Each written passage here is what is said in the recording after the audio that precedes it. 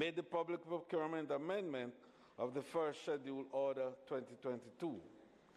And whereas it is desirable that the Public Procurement Amendment of First Schedule Order 2022 be affirmed, now therefore be it resolved by this Honourable House as follows. 1. This resolution may be cited as the Public Procurement Amendment of First Schedule Order 2022 resolution. And 2. The Public Procurement Amendment of the First Schedule Order 2022, which was laid on the table of this House on the 12th day of April 2022, is affirmed, dated this 12th day of April 2022.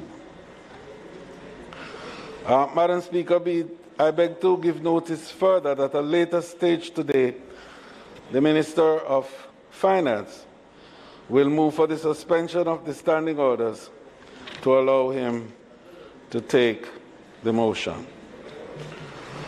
Madam Speaker, I beg to give notice that at the next meeting of the House, the Minister of Finance will move the following motion.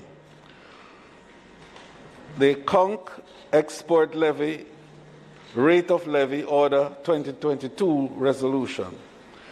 Whereas Section 3(1)(c)(2) of the Conch Export Levy Act, hereinafter referred to as the Act, provides that the Minister may, from time to time, by order, subject to affirmative resolution of the House of Representatives, prescribe the levy to be paid to the Veterinary Services Division by exporters for any conch season after the 2010 conch season. And whereas, on the 7th day of April 2022, the Minister made the Conch Export Levy Rate of Levy Order 2022. And whereas it is desirable that the Conch Export Levy Rate of Levy Order 2022 be affirmed, now therefore be it resolved by this Honourable House as follows. 1. The resolution may be cited as the Conch Export Levy of Rate of Levy Order 2022 resolution. And 2. The Conch Export Levy Rate of Levy Order 2022, which was laid on the table of the House on the 12th day of April 2022, is affirmed. Madam Speaker, I further beg to give notice that at a later stage today, the Minister of Finance will move for the suspension of the standing orders to enable him to take the motion. May it please you, Madam Speaker. Remember, this one just follow the directions. Well, Madam Speaker, I beg to give notice that at the next meeting of the House, I will move the following motion. And this, of course, is, again, Madam Speaker, on behalf of the Minister of Finance.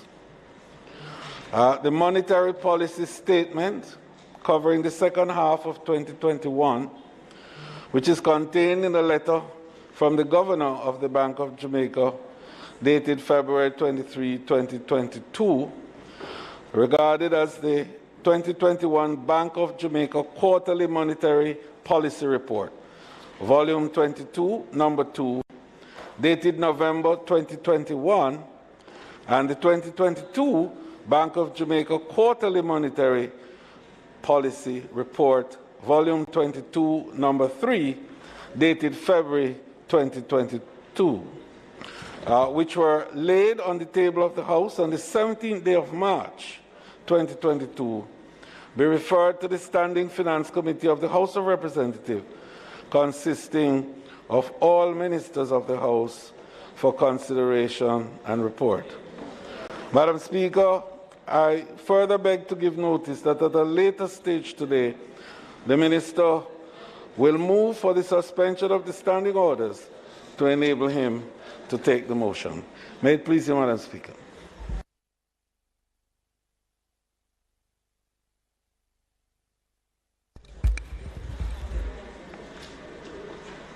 Questions and answers to questions.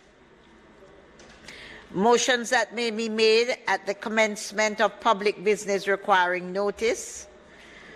Motions relating to sittings of the House. Motions for leave to introduce bills. Presentation of bills without leave of the House first obtained. Public business. Madam Speaker, today it is our intention to continue the sectoral debate.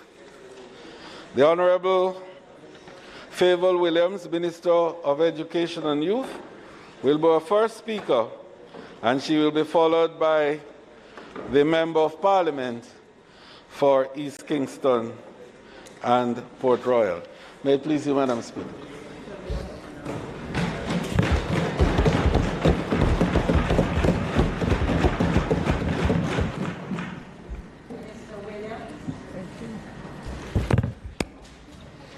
Thank you. Thank you, Madam Speaker.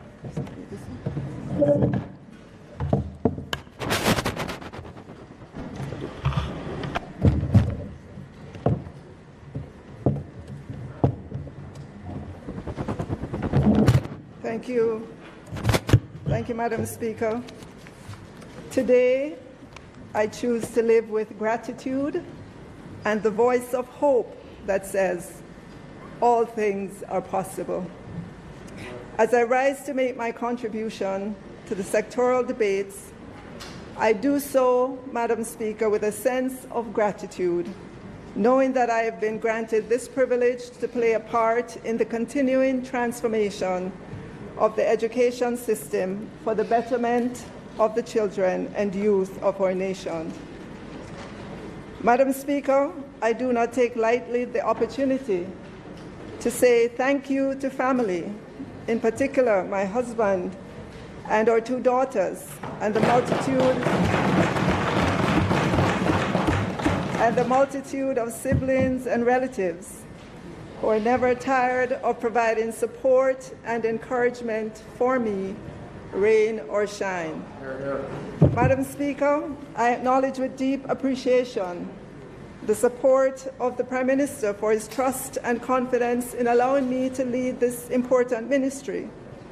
Its work is fundamental to the progress which we will make as a nation.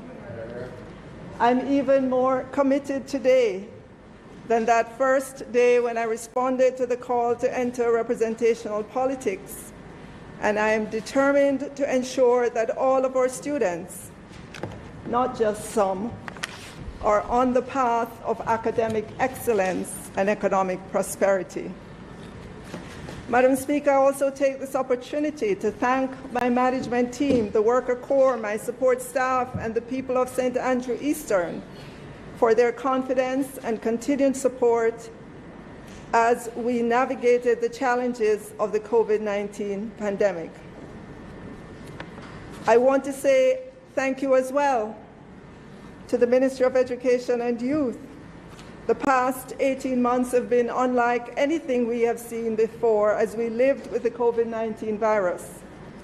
It was not easy to provide service for the approximately 40,000 employees while seeing to the imperatives of our students. The efforts of the Permanent Secretary, the Chief Education Officer, Deputy Chief Education Officers, Regional Directors, Senior Education Officers, school boards, principals, administrators, the work of the Central Ministry and its regions and agencies kept the majority of students learning, teachers teaching, and the apparatus of education going during the pandemic. Collectively, you continue to work for the good of our children as we continue to streamline and create operational efficiencies at the ministry. And so I say the work you do will shine through in the months ahead. Thank you. Special acknowledgement as well to our many other entities that comprise the portfolio of the ministry, University Council of Jamaica, our accrediting body, Jamaica Tertiary Education Commission, the first stop for registration of tertiary institutions, Council of Community College of Jamaica, who is integral to our Sixth Form Pathways program, the Jamaica Library Service, and we're coming to you shortly to roll out an exciting program to get our children reading. The Overseas Exam Council, that entity is going flat out, helping us with digitizing our records, and of course, the National Education Inspectorate.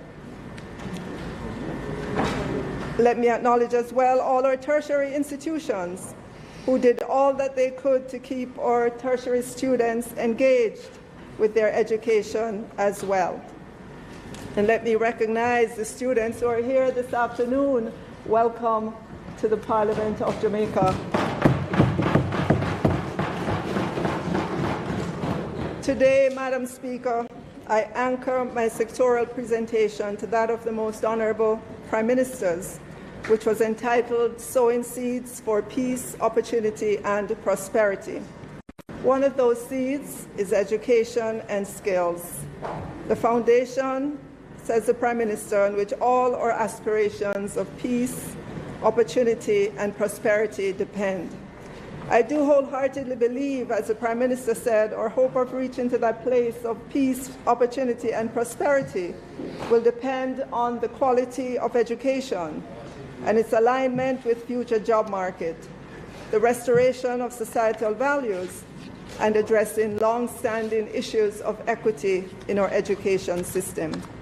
Madam Speaker, we know in our minds exactly the future that we would have if all of our students have a good quality education, and that education is aligned to the future job market.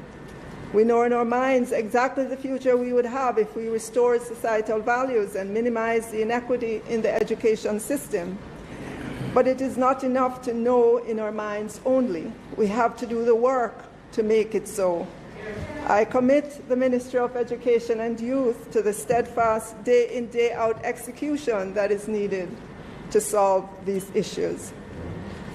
Madam Speaker, having returned our students to full face-to-face classes on March 7, 2022, the first order of business has been recovery. We know that while technology helped the majority of our students in the virtual classrooms, we also know that many of our students were not engaged on any of the platforms, and that the learning loss is beginning to show itself fully as we return to face-to-face. We have therefore started the recovery process. In our schools, we have had just about a month of full face-to-face. We're pleased to note that the majority of our educators have welcomed the move. The results from a JTA survey showed that 86.5% of educator respondents found teaching online more demanding. The survey also found that 91% of the respondents rated the level of preparedness at their school as either fair, good, very good, or excellent. Yes, there was hesitation among some schools. Some called for more time to get ready. Weighing all the factors, we made that transition back into face-to-face classes fully, and from all indications, that was the right decision for the education sector. The gratitude of our children has been reflected in the many pictures we received. Parents are happy as well. Many friendships have been rekindled all across our schools as students see their friends again, something we sometimes take for granted. The pandemic showed all of us how life-giving is our physical interactions with each other. Across the government-sponsored portion of the early childhood sector, comprising the Brain Builder Centers for our children in the 0 to 3 age group, infant schools and infant departments, these institutions are also open for face-to-face. So too are the hundreds of privately owned and operated community daycare centers and basic schools. The Early Childhood Commission, led by the effervescent Trish Williams-Singh, continues to work to ensure full recovery, full accounting and support for our children. 3,355 early childhood institutions comprising brain builder centers, infant schools and infant departments, community basic schools and daycare centers are back in the face-to-face mode. Our field officers have already visited approximately 1,422 of them to offer support, and the work continues. Madam Speaker, we had indicated during the midst of the pandemic that approximately 120,000 of our primary and high school students were not showing up online or using any of the other modalities provided for their education during the pandemic. Prior to returning our students to full face-to-face, we launched our Yard-to-Yard Find the Child initiative, which engaged 108 social workers and 580 of our HOPE students at a cost of $103 million for a period of 3 months. Added to this initiative were the efforts of 928 guidance counselors and our 177 deans of discipline for a total of 1,793 persons. Add to this the many principals, teachers, and administrators and ordinary Jamaicans who joined the effort and reached out to parents and community members to re-engage our students in the face-to-face setting. Using a weekly average of 32,554 unaccounted for students over the period February 14th to April 1 shows that we have been able to re-engage approximately 87,446 of the 120,000 students we had indicated were not accounted for during the pandemic. Madam Speaker, we commit to finding all our students. Our deans of discipline and our guidance officers will specifically redouble their efforts. We also call on all Jamaicans. You know these children in your communities that are not attending school. Call us at 211. Our internal officers and eventually our truancy officers will visit homes to understand the issues why the children are not in school.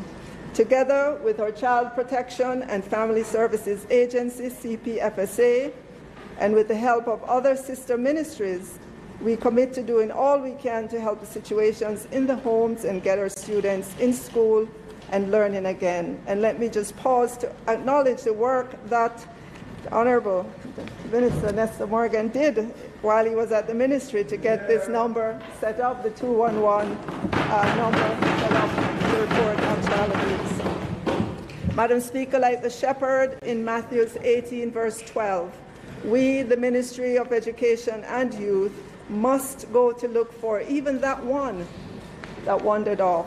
We are not willing that any of these little ones should perish. Madam Speaker, every child has a right to education. Parents are required to ensure that their children are in school, and failure to do so is tantamount to educational neglect. Ministry of Education and Youth has made provision for children from early childhood to secondary levels to access full-time education. Too many children are absent from school on a daily basis. Jamaica's absentee rate is above the world's average. In 2022 into 2023, we will work to reduce absenteeism by at least a half of the current rate. Madam Speaker, even as we continue to find and re-engage absentee students, for those who are in school, we continue to assess them so that we can ascertain their levels of learning and also help them to move to the next level in their education or the world of work. In that regards, Madam Speaker, we're happy to note that approximately 35,900 grade 6 students prepared for and sat their primary exit profile ability test on Thursday, March 24, demonstrating their resilience. In consideration of the impact of the pandemic on learning for our PEP students, we reduced the content areas to be tested, cancelled a component of the assessment for the grade 6 students, and also delayed the date of administration for the PEP ability test to give the students more time to prepare themselves. Additionally, our schools convened PEP camps for the students and teachers and prepared and distributed practice questions. Several psychosocial sessions were also held. Grade 6 students are now scheduled to sit the curriculum-based test in language arts and science on April 27 and in mathematics and social studies on April 28 of this year. Our students and teachers have been preparing and public interest in the matter is high. We know this because our websites have been getting significant traffic as teachers, parents, students, and other interested persons seek information. Over the past 12 months, there have been approximately 750,000 visits to our website.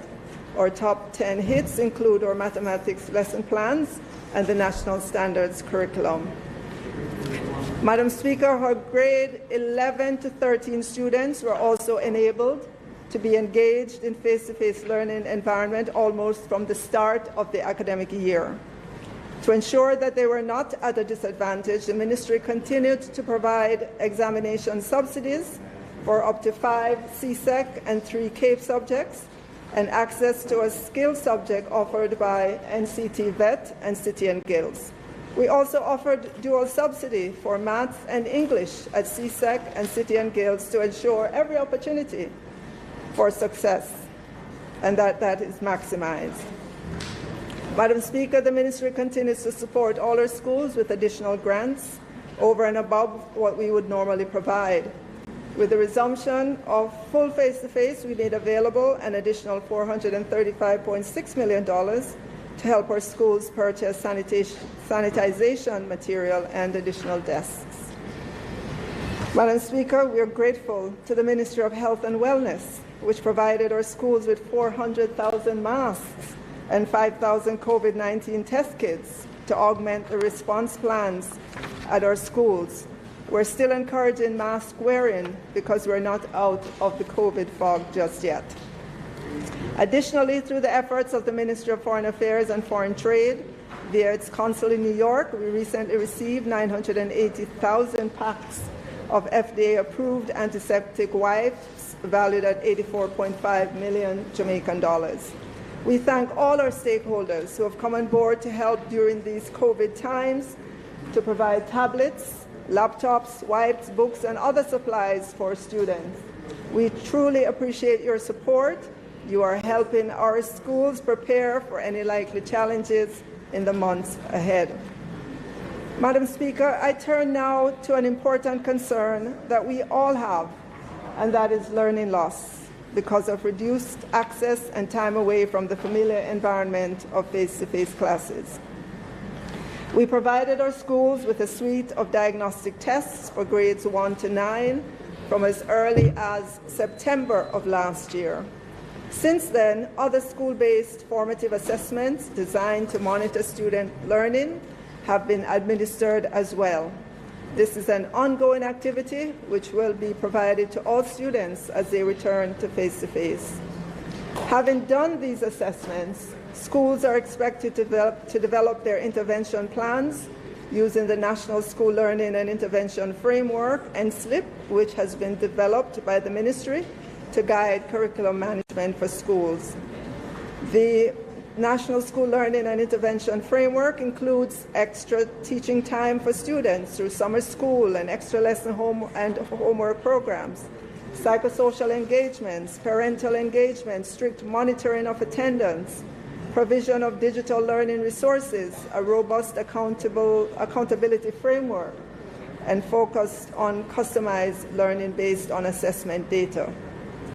Our schools are being assisted by technical teams, including student support coaches, special education officers, curriculum officers, national numeracy and literacy coaches, and community relations officers to implement the plan, to track progress, and to address learning challenges. Through these approaches, school leaders will be better able to make crucial decisions about teaching and learning to get students back on their learning tracks.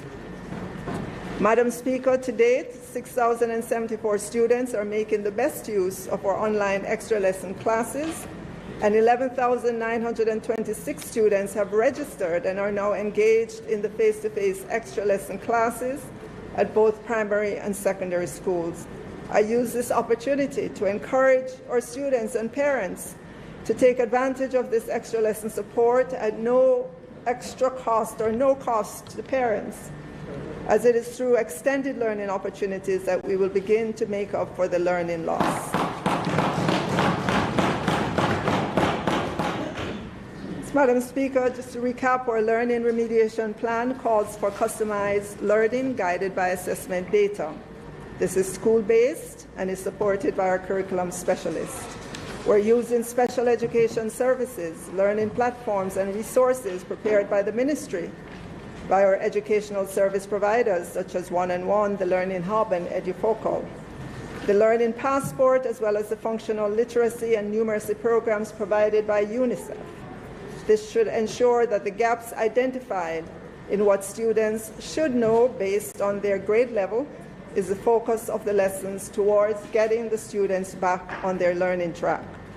Our math and literacy coaches have targeted underperforming schools as per the diagnostic test and other national assessments dataset. Additionally, Madam Speaker, as part of the learning recovery, we will continue our efforts at capacity building training for teachers in teaching the national standards curriculum, with a special focus on strengthening the curriculum implementation teams at the school level. This should ensure that all key stakeholders are aware of the national standards curriculum and that our teachers maintain fidelity to the standards, that the curriculum standards and objectives are clearly understood and are appropriately reflected in the unit plans, the lesson plans, and formative and summative assessments, and that post-training expectations are met through improved monitoring and accountability frameworks. Our regional education officers and curriculum officers are being retooled and have begun to employ the team approach to supervision, making use of pre-conferencing, using the NEI data, assessment data, operations data, blanketing and post-conferencing exercises to ensure school and learning targets are met. The officers are set to have an upcoming intense 3-day planning exercise in the 4th week in April, with a focus on our 240 schools that are ranked as unsatisfactory by the NEI. The officers are more data-driven now and are working with a greater sense of intentionality and a renewed thrust for improved accountability. We will see an increased presence of our technocrats in our schools to offer the required hand-holding to ensure fidelity to our national standards curriculum and to the learning needs of our students. We will also continue providing lesson plans to reduce the administrative demands on our teachers. This will give teachers more time to focus on customized learning and assessments. We have over 500 lesson plans in our lesson plan repository. The goal is to have lessons for all subjects and all grades, and already we're seeing many of our teachers access these lesson plans. Madam Speaker, psychosocial sessions are also going through weekly scheduled guidance and health and family life classroom sessions, along with individual, group, and family counseling.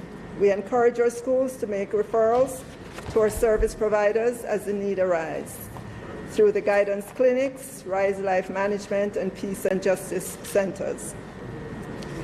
Madam Speaker, we recently intensified the psychosocial and socio-emotional efforts by launching the Psychosocial and Socio-Emotional Learning Weeks under the theme Embracing a Winning Well-Being. This has been running from April 6 to 13, and again April 25 to 29, and is especially focused on treating with the recent violence in our schools, because we know the solution to violence in schools is not just about using metal detectors and doing searches.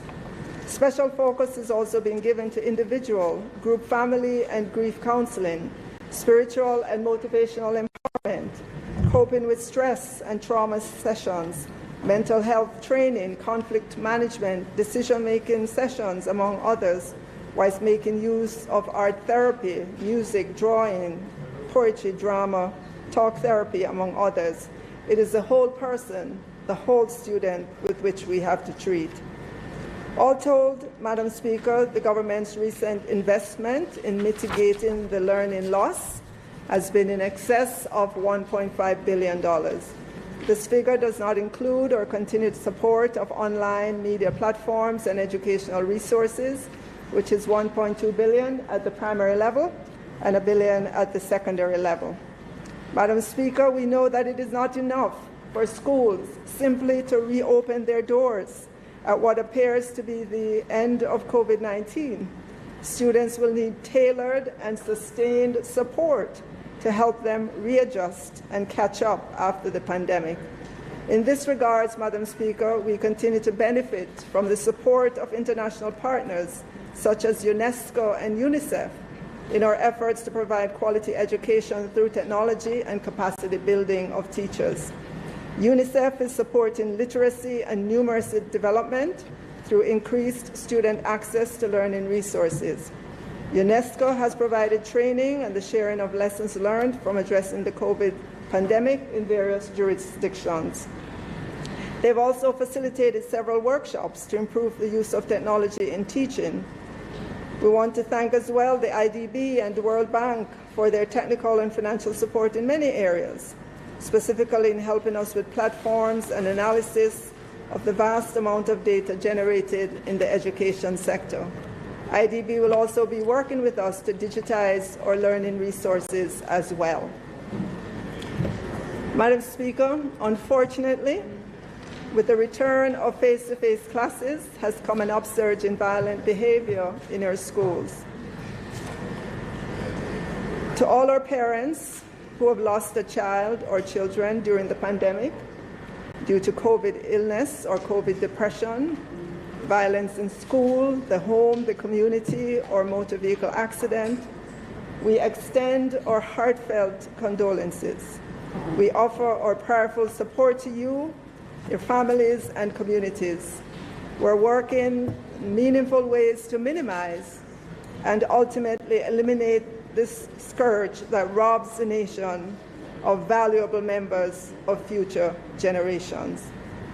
Madam Speaker, a few of the measures undertaken in this regard include the conduct of audits of the handheld metal detectors that were provided to all schools. Guided by the findings of the audit, a program of replacement of defective devices is being undertaken. A similar audit is being done for the 27 high schools that were provided with walk-through metal detectors. Another 9 are being installed in selected schools. Searches aided by the use of these technological devices. Schools resume searches of our students on entry and randomly throughout the day. Madam Speaker, we have given schools a safety and security policy document, and we expect that schools will abide by the procedures, especially as they relate to searches. The policy document describes what is a search and under what conditions they can have searches. Some schools will be getting CCTV surveillance systems to improve school safety and security. Also, we're working closely with our partners to improve safety and security within our schools. These include the Community Safety and Security Branch of the Jamaica Constabulary Force, not only to support our schools to conduct searches, but also to improve the visibility of the police in targeted spaces after school and at transport centers.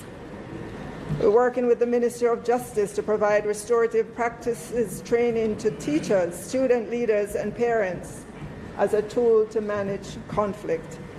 We're working as well with the Ministry of National Security to provide case management services to students, particularly those attending schools located within or serving the zones of special operation. We're working with the National Council on Drug Abuse in response to the increased use and confiscation of drugs since the full resumption of school. We highlight as well the 55 additional school resource officers from the Jamaica Constabulary Force who are being deployed to our schools under the Safe Schools program in the police area, which consists of Trelawney, St. James, Hanover, and Westmoreland.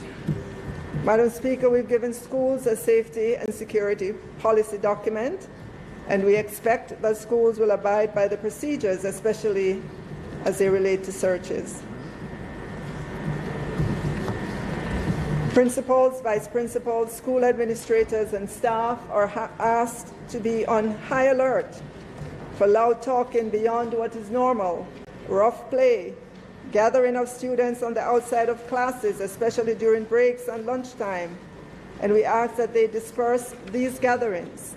School leaders, middle managers, and teachers have been asked to encourage students to play their part by taking personal responsibility for their safety and security, walking in groups when journeying to school, avoid walking alone at other times, avoiding shortcuts when journeying to and from school, avoid loitering in shopping centers, bus parks, and other public spaces after school, avoid exposing their cell phones and other valuables while at school or on the way to and from school, avoid being a target, and students reporting what they knew.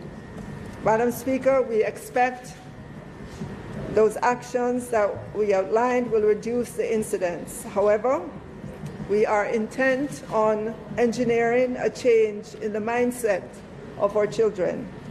That is where long-lasting change begins. In response to these challenges, our principals, our guidance counselors, health and family life teachers, and deans of discipline are collaborating to implement the psychosocial and socio-emotional learning activities. We have developed a model that was shared with all schools, and we ask that the focus be given to our high schools, and in particular our fourth form students in this first round of these psychosocial and socio-emotional learning activities. Why our fourth forms? Since the resumption of full face-to-face classes this year, several of our high schools have come to national attention with fights and stabbings. And there has been the very unfortunate stabbing death of Kamal Hall of William Knibb Memorial High School. We mourn as well the death of 15-year-old Canute Williams from Papine High School, who was shot and killed on his way to school in a reported robbery attempt. We're focusing on our fourth formers because the data is suggesting that the COVID-19 impact is greatest on them. Our current fourth form students had their first year of high school, which was grade 7, in September 2018 to June 2019. So they would have missed approximately 1/3 of their second year, which was grade 8, or second form. They missed all of their third year, which was grade 9, or third form. They've already missed about half of their fourth year, which is fourth form. Madam Speaker, the typical grade 10 student is about 15 years old, just entering adolescence. Madam Speaker, almost 2 years of a structured school learning environment have gone, and almost 2 years of building friendships have gone. The typical grade 10 student or fourth former is entering the teenage years, 15 to 17. Psychologists say this is a time of change for how teenagers think, feel, and interact with others, and a time of change for how their bodies grow. This is also an important time to prepare for more independence and responsibility, especially for boys, and it is scary. It is a really, really rough time mentally for our grade 10 students in particular. Madam Speaker, having come to this understanding, we commenced an intervention and will continue this during the month of April. Schools have the flexibility to replicate and adapt this concept as the need arises. Limited academic classes will be held in those 2 weeks. We want to focus on providing psychosocial support to our fourth form students or grade 10 students, primarily to help them through this period. Even while we continue to use measures that include suspension for fights, metal detectors, additional resource officers, Madam Speaker, we recognize that our students need some heavy-duty psychosocial support to begin to see a greater level of socio-emotional intelligence, competencies, and skills that will enable our students to manage their emotions, thus get into that state where they can resolve conflicts without violence. So, Madam Speaker, this is a good time to highlight character education. This was a focus area in my sectoral presentation last year, in which I said character education would be institutionalized in all our schools. Madam Speaker, the ministry, in ensuring that the right values and attitudes are inculcated in our children and youth, has embarked on the development of a character education program. In June of last year, we established a broad-based task force, and I want to recognize the members for the many hours they devoted to helping us to understand what is character education, what does it look like, how do we implement it.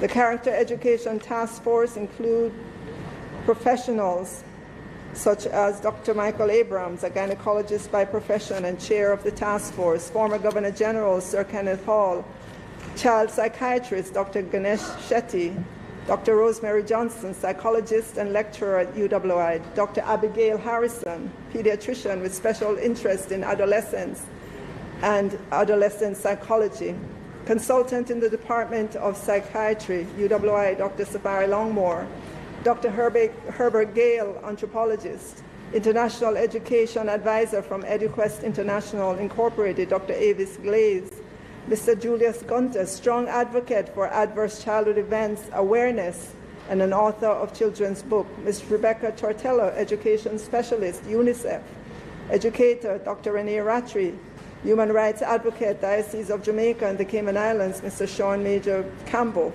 education psychologist, Renee James, representative of the National Student Council, Jamaica Teachers Association, representatives of the clergy, and the Guild President, University of the West Indies. Technocrats from various agencies or divisions of the ministry are also on this task force. A series of presentations covering topics such as adverse childhood experiences, anthropology of social violence, adolescence, child psychiatry, school-wide positive behavior and intervention support, character education and formation, were some of the presentations that we received. A character education diagnostic study served as a basis to inform the program development. The recommendations from the study were reviewed and a detailed chronology outlining the steps to be made towards effective implementation is being undertaken. Madam Speaker, in addition to what we're doing in schools, I draw your attention to the government's commitment to a holistic approach in addressing the issue of violence against children, which is reflected in a number of actions, including the National Plan of Action for an Integrated Response to Children and Violence, which provides a coordinated and structured approach to addressing the key issues and challenges pertaining to children as victims, perpetrators, and witnesses of acts of violence and abuse. Also, the National Commission on Violence Prevention operates on the principle that violence prevention is most effective when it begins at an early age. Parenting support and early childhood development are critical investments in violence prevention. We are determined, Madam Speaker, to reach our parents this year. Our entity, the National Parenting Support Commission, the Ministry of National Security, and our Central Ministry have come together to reach 97,000 parents. This joint effort has already produced 2 of 30 targeted fairs, and the National Parenting Support Commission, already through various activities, has been able to reach over 50,000 parents. We know, based on many different research results, that the most accurate predictor of academic achievement is not socioeconomic status, nor how prestigious the school is that a child attends. The research says that the best predictor of student success is the extent to which families encourage learning at home and involve themselves in their child's education. When parents are engaged in their children's school lives, students have the home support and knowledge they need to not only finish their assignments, but also develop a lifelong love of learning. Madam Speaker, to help direct the energies of our students in meaningful activities, we will emphasize the uniform groups in schools as our students are now back in the face-to-face modality. Following our audit to identify all the uniform youth groups in school and the number of students engaged, a strategic plan has been developed for the next 3 years, which includes an action plan to guide the expansion efforts of the youth groups. We've taken a special focus on uniform youth groups operating in primary and secondary schools in the 5 areas declared as zones of special operations: Augustown, Greenwichtown, Denhamtown, Mount Salem, and Norwood. An audit was also conducted which revealed that there are 15 primary and 10 high schools located in the ZOZAs which require intervention measures due to the behavior of some of our students. The audit also revealed that 5 uniform youth groups have a strong presence in the schools identified. As partner in the Citizen Security Plan, which includes the interministerial 25 school strategy, focused attention will be paid to school governance, leadership and management, student development, school infrastructure, and community-level intervention. The ministry is also committed to include an additional 9 schools located within or serving the communities of Parade Gardens, Kingston and Savannah Lamar, Westmoreland, the 2 additional zones of special operations to benefit from this strategy. Madam Speaker, in assessing the violence in schools, the root causes and the intervention plans to bring to bear on them, our efforts will be futile unless we understand the environment from which our children come. And I want to thank again the many professionals from the Character Education Task Force who really increased our understanding of the science behind adverse childhood experience, ACE, and the need for many of our parents, the adults and guardians in our home, to have a paradigm shift from blame, shame, and punishment of our young children to understanding, nurturing, and healing. Importantly, it's for the Ministry of Education and Youth to begin to have our educators in our classrooms and teaching colleges understand what is trauma-informed teaching, which starts with an awareness of how trauma can impact learning and behavior. The experts tell us that with this approach, our educators will think about what students' behavior may be telling them, and in so doing, they will find ways to better support students who may be experiencing trauma. The professionals say, Madam Speaker, trauma is intense sources of stress that many children experience, which can come from poverty, physical, emotional, or sexual abuse, community violence, and corporal punishment that is still practiced in many homes in Jamaica. We know as well that these sources of stress can lead to drug addiction, violence, and other harmful behaviors that play themselves out in our schools. Yes, Madam Speaker, we understand that it is not just the metal detectors, random searches, and more resource officers, which we deeply appreciate, Dr. Chang. It has to be a fundamental shift for which our schools have to play an enormous role. Between April 2021 and March 2022, 12,642 cases of child abuse came to the Child Protection and Family Services Agency, CPFSA. Add to this the many unreported instances of slapping, beating with an implement, pinching, and the psychologically aggressive methods of quarreling, shouting, denying food, swearing, cursing, and you see the hell from which many of our children come. When these children show up in our classrooms, they are on the edge. The slightest word can set them off. The Jamaica Survey of Living Conditions 2019 has the statistics on corporal punishment and psychologically aggressive methods of punishment that are being meted out to our children in the age group of 0 to 9 years old. It continues to be frightening.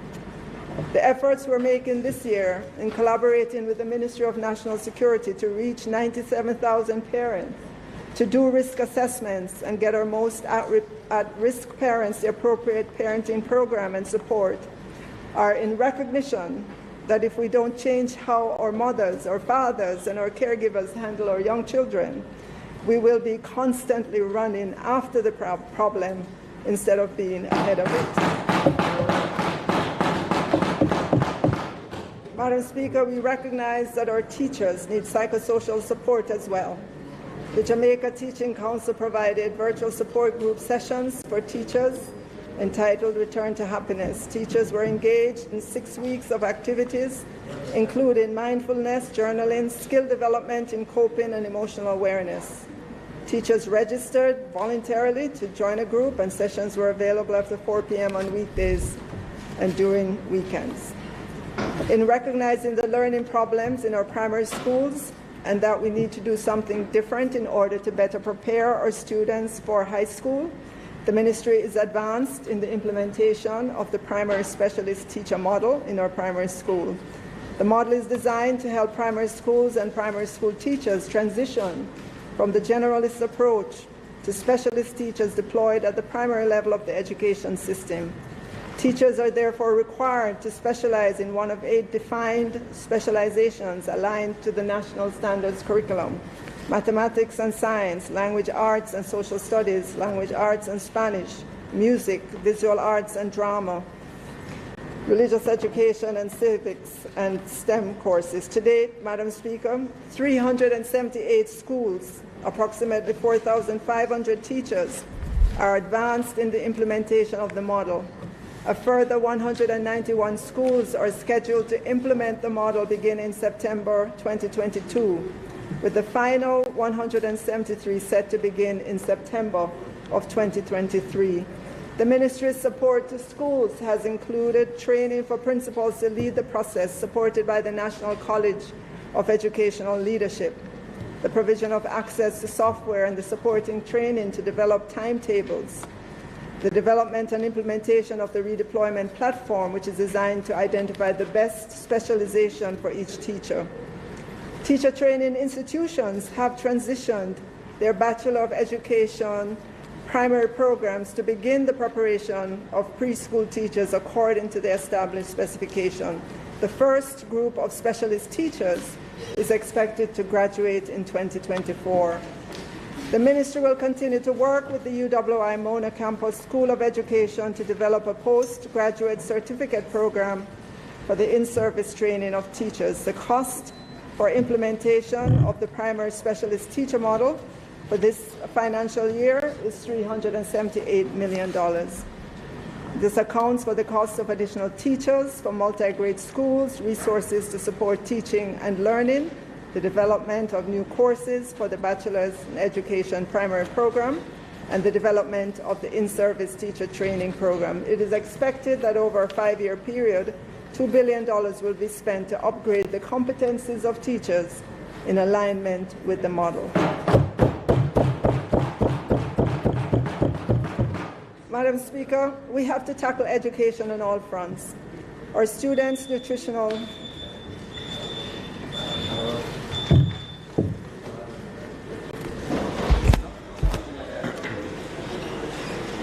Speaker's time, the Minister's time for speaking has expired.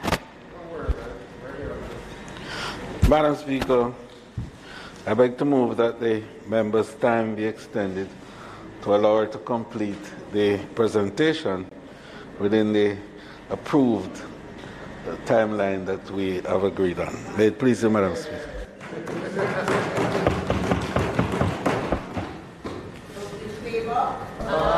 Those against? Minister. Madam Speaker,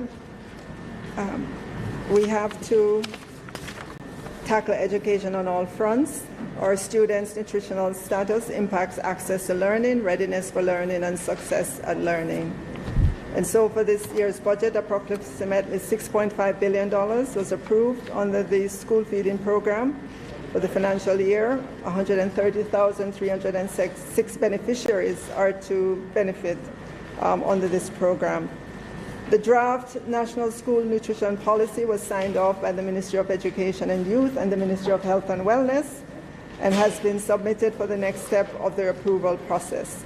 The policy will facilitate the development of guidelines for increased access to safe and nutritionally adequate food in schools, facilitate a greater focus on physical activity in school environments, facilitate the development of healthy eating and lifestyle choices by children, and contribute to improvement in the nutritional education and knowledge of children and their families.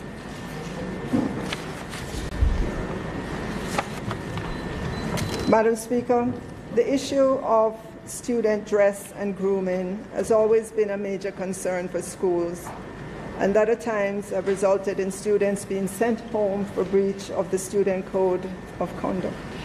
Principals are being reminded, and we have been doing this from time to time, that the school's department policy should be guided by the ministry's grooming policy guidelines.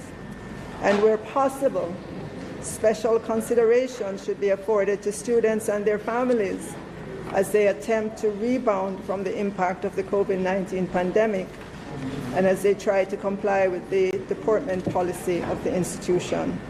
A draft dress and grooming policy for public educational institutions has been circulated to key stakeholder groups for their feedback. It is expected that this policy will be available to schools at the start of the next school year.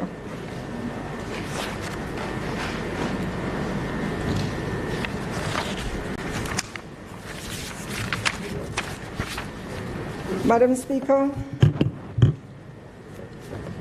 In speaking about education, we have to be aware that education is delivered by a central entity and its regions. And so we also have to look at the operational efficiency at the Ministry of Education. Customer service will significantly improve if we can implement operational efficiencies across the central ministry and its regions. A major part of this work has started with the implementation of My HR Plus, an integrated HR and payroll system that serves the public sector. Key features include human resource management, payroll management, attendance, employee self-service, and so on. Earnest work has begun at the ministry, and the functionalities are being implemented and expanded. Efforts are apace for the mass digitization of personal records of teachers and staff in public schools, as well as staff within the Ministry of Education. As of March 2022, there are about 24,847 active teachers in the system, of which a total of 11,268 files have been digitized. Additionally, the system is currently being piloted to allow for leave calculation, beginning with central ministry staff. As the functionalities are expanded, improved customer service will be experienced. Madam Speaker, the recent Jamaica Education Transformation Commission's report that the Prime Minister commissioned has 55 prioritized recommendations across 7 broad areas. The first recommendation is for an implementation oversight committee to be formed. This has been done. The Prime Minister has announced the appointment of Dr. Adrian Stokes as the chairman. He's a former group strategist for the Bank of Nova Scotia, Jamaica, holds a PhD in finance from the University of Manchester, and a master's in economics from the University of the West Indies. He sits on various boards. He's a former Commonwealth Scholar, a graduate of the University of Manchester, and he has good distinctions, educational distinctions. Early childhood is a major focus of the Jamaica Education Transformation Commission report. This year, the government is providing approximately $708 million to continue to provide trained practitioners in our brain builder centers and in the private sector owned and run daycare centers. As of March, there were some 2,369 early childhood institutions operating in Jamaica. In the ECC census for academic year 2019-2020, the total enrollment in early childhood was 111,832 children. There are some 11,591 early childhood practitioners and caregivers working in the sector, making it, on average, 10 children per practitioner. Governor General Sir Patrick Allen proclaimed 2022 the year of early childhood development, a significant milestone for the sector. Through our series, Learning Leaders, Empowering Communities, the ECC conducted training sessions of school boards, principals, on different areas, including corporate governance. Approximately 8,000 parents actively participated in over 1,000 virtual sessions. Our community relations officers provide moral and psychosocial support for parents, and there were many, many WhatsApp groups over which these were done. Madam Speaker, the Standard 2 training program was developed by the ECC and through Heart Trust NSTA will be offered to early childhood practitioners in the 2022-2023 school year. The program was designed to support the early childhood institutions to have comprehensive programs designed to meet the language, physical, cognitive, creative, socio-emotional, spiritual, cultural, and school readiness needs of children. The early childhood practitioners will be exposed to techniques which allow for a better understanding of the Standard 2, ultimately improving the quality of the programs offered by the early childhood institutions. In September to October of last year, due to the continued effects of school closures, the ECC increased the focus of the practitioners in understanding the importance of play in early childhood development. The Reimagining Play is a series of training sessions focused on knowledge, skills, and competencies. They also have a 0 to 3 comprehensive course for our practitioners. And this was run last year and will continue in the years ahead. There are many programs offered at the early childhood stage to our practitioners to ensure that they continue to increase their knowledge of the young children and how best to interact with them and help them to develop as they come into the schools from day to day. In order to help our parents participate in their children's education, especially in the early childhood sector, we must give the parents tools. And so we will be launching a series called What Should My Child Know and Do? This will allow parents to track how their children are doing, but also give them the knowledge about what their children should know and do, and by what age they should know and do these things. This will allow more timely intervention and a closer working relationship with the practitioners and the parents. What Should My Child Know and Do? Education campaign will focus on 4 areas: reading development, language development, physical development, and emotional development. And more will be said about this in the days ahead. In all of this, Madam Speaker, we have not forgotten our special needs students. At the ministry, we have an entire unit focused on special education that is doing the same things for those schools as we do for the others. When the pandemic hit, we prioritized our special needs students and continued to develop a curriculum for them. We expanded the number of shadows, did modification of material, created material for adaptation, and with PEP approaching, we're providing our special education students with support in the administration of PEP. They would have taken the first part of it. Our recovery plan, Madam Speaker, is for all our students. Students, particularly the disadvantaged, will need tailored and sustained support to help them readjust and catch up on lost learning. Madam Speaker, catering for the special needs of children and youth within the sector is at the heart of the ministry. During the year, 18 institutions were funded to the tune of $52 million to provide educational, rehabilitation, and therapeutic services for children with diverse disabling conditions. We also continue to provide caregivers to the system. We've initiated the development and implementation of a national school-to-work transition program for students with disabilities, as well as the national standards for special education and programs. Madam Speaker, turning now to infrastructure development. We have to move on a number of different fronts swiftly for our infrastructure development.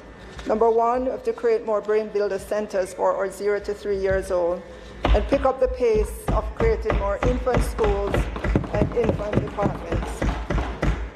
We have to take our schools off shift. And Madam Speaker, in 2021, we're still talking about shift schools. 37 schools, of which 16 are primary and 21 are high school, still remain on shift. This impacts a total of almost 50,000 students. We have to build the 6 STEM or STEAM schools and 1 performing arts center. We have to expand other schools that are in need because they have more students than the number of classrooms they were originally built to accommodate. We have to maximize our annual maintenance budget, which is $400 million this fiscal year, to fix the leaking roofs, the broken windows and doors, the faulty electrical, to repair the sanitary facilities, provide termite treatment, and so on. Madam Speaker, where we are in terms of the STEM project and the performing arts project is that we will shortly announce our competition, or design competition. That will be, the information about that should be going out within the next several weeks. and we hope to see the creativity of our Jamaicans in kind of envisioning what STEM schools should look like in Jamaica. This financial year, Madam Speaker, the Ministry will continue to repair and maintain schools. We will complete work on 4 major infrastructure projects being carried over from last financial year. Black River High School, construction of 2 classroom blocks with a total of 12 classrooms and a wastewater project. Excellent. Kingston College, completion of computer labs, library resource center and wastewater project. Papine High School, a school with 18 classrooms for 1,300 students. Wow. Urgently needs to get off shift. Needs at least another 18 classrooms and a wastewater project. In addition, we will begin construction on 9 major infrastructure projects: Cedric Titus High, Bridgeport High, Homewood Technical, Exchange All Age, Westwood High, Albertown High, Newell High, Mount St. Joseph High, and Dias Infant School, and fencing and electrical upgrades of several schools across the island. Procurement for construction services will also be undertaken within the financial year for 9 major infrastructure projects: Papine High, Port Antonio High, Denham Town High, Nain High, New Forest High, Belair High, Aberdeen High, Stony Hill Technical High, and Brownbrook Primary. The infrastructure development projects are designed to enhance the teaching and learning environment for our students and teachers across all levels of the education system. The projects are geared towards the elimination of the shift system, the reduction of overcrowding in schools, and the provision of quality school spaces. In addition to all of this, that too, that's there. In addition to what I have announced, Madam Speaker, we have a 5-year plan for 50 schools starting in the next financial year. 50 schools across all our parishes, Madam Speaker. In every constituency.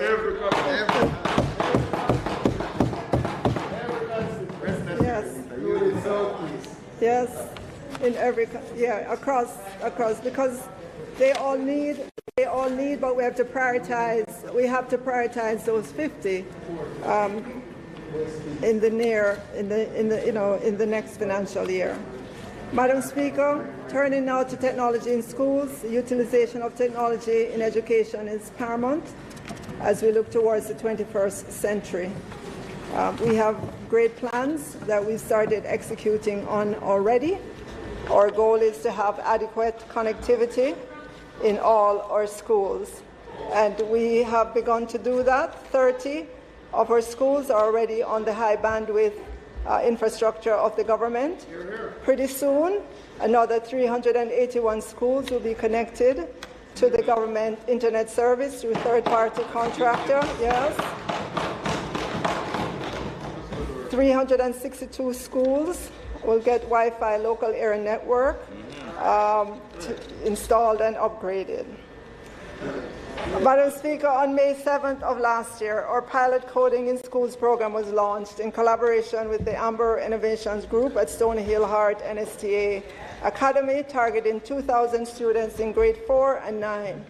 After an assessment by the ministry and talking to stakeholders, we are now at the point where we can expand it to more schools across the island. November of last year marked the beginning of the full rollout of coding in schools, including the training of our teachers. And this is, from all indications, it's going very well. In our children and youth portfolios, of course, our children remain our #1 priority. We know the agency launched and activated its 211 child helpline for reporting child abuse. Right? The helpline aim is to make reporting, especially from children, easier. To date, Madam Speaker, we are seeing, since the 211 helpline was launched, a total of 94,964 calls have come in. There is clearly acceptance of this helpline. However, we still have a lot more to do in terms of resourcing it, given the large number, the volume of calls that have come in. Right. Madam Speaker, we continue to work on our legislative agenda. We have done much work, and pretty soon you will see me come to Parliament with different pieces of legislation to deal with ensuring that abandoned children spend less time in state care, and so on. Madam Speaker, we are working as well on developing and implementing an early warning system so that we are able to spot when things are happening to our children rather than just wait for that call to come in. And the work there, yes, the work there is going apace, led by the Child Protection and Family Services Agency as well. Madam Speaker, I have to speak about the groundbreaking of our therapeutic center. That ground was broken last year for the therapeutic center on the grounds of the Maxfield Park Children's Home, which signaled the beginning of the construction phase of the project. Is going quite well. The center will seek to consolidate the provision of psychological and therapeutic intervention to provide consistent psychosocial services for children displaying mild to severe behavioral and emotional challenges. Despite the challenges faced by Maxfield Children's Home, our goal is to do the planning and execution of the work that will transform the Children's Home to be a model of child care center for excellence. And I again want to thank Minister Morgan for the work that he put in while he was at the Ministry of Education and Youth. Madam Speaker, under the youth portfolio, a number of programs and initiatives were started last year, and new ones are being undertaken for this financial year. A lot of sensitization was done.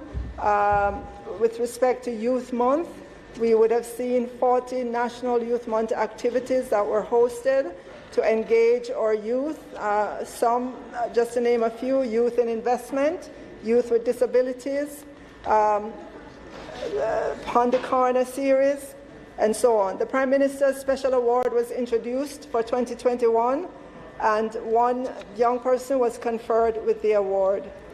In a bid to provide access service, among others, to the youth population, approximately 10,000 youths were facilitated in youth innovation centers and access points. For this financial year, the youth portfolio will continue the work in providing programs and activities geared towards the empowerment of our young people. Madam Speaker, just a word on the National Council on Education. During the period 2021 to 22, there has been a remarkable improvement in the training of school board members. Over 3,000 board members were trained in 8 two-day virtual sessions in the 7 educational regions. The boards are also supported with ongoing sensitization sessions based on request. With regards to the appointment process, significant progress has been made in appointing school boards on time, that is, before the end of the tenure of the outgoing board. This is necessary to prevent a hiatus in the governance process. Record levels of achievements were accomplished in Regions 4, which is Hanover, St. James and Westmoreland, and Region 5, Manchester and St. Elizabeth in March, with over 70% of school boards being appointed before the end of the tenure of the outgoing board. As you know, Madam Speaker, school boards play a vital role in the governance of public educational institutions in our country. They have extensive responsibilities and are required to operate within a complex legal and regulatory framework. Madam Speaker, as I wind down here, looking at the quality of education and the alignment with future job markets, this we do know, the future job market landscape will continue to evolve, bringing us jobs in the next 2 decades than we can barely imagine now. Forefront in our minds in the education sector is the question, what set of skills we emphasize now so that our children will be prepared for that future job market. Report after report point to higher cognitive skills, which include advanced literacy and writing, critical thinking, quantitative analysis, and statistical skills, social and emotional skills as well, to allow our students to have advanced communication, empathy, adaptability, and the ability to learn continuously. Experts say one of the biggest things that students today need to succeed at work is the ability to work as a team. They need to understand how to communicate, compromise, and share credit so that they can be a valuable contributing member to projects. These are some of the things that we hope that our STEAM curriculum will deliver for us, but beyond that, we have to teach life skills and workplace habits that employers prioritize, including reliability, punctuality, written and presentation skills, customer service, and high-quality task completion. Madam Speaker, we have to teach our Jamaican students about Jamaicans who have excelled, so our students have an appreciation of a wider range of excellence and persons as role models in a wide variety of fields. And today, in celebrating outstanding Jamaicans on the global stage, and I will continue to do this so that our children, our students can know what Jamaicans like themselves are doing. Jamaican Claire Nelson, futurist, sustainability engineer, social engineer, and storyteller, is the founder and president of the Institute of Caribbean Studies. Ms. Nelson has been included in the Forbes magazine list of the 59 most influential female futurists in 2020. She is Claire Nelson, PhD, attended St. Hugh's School for Girls in Jamaica. Among her advanced degrees are the industrial engineering degrees from the State University of New York at Buffalo, Purdue University, and a doctorate in engineering management from George Washington University. We also want to highlight for our students pilot Dion Byrne. Articles on her says she pilots one of the world's most impressive aircraft, the Boeing 787 Dreamliner, which seats up to 290 passengers and estimated to cost about US $250 million.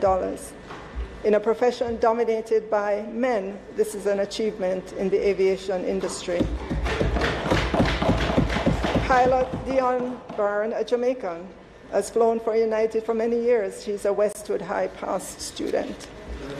And then Mr. Walt Brathwaite, born in Jamaica.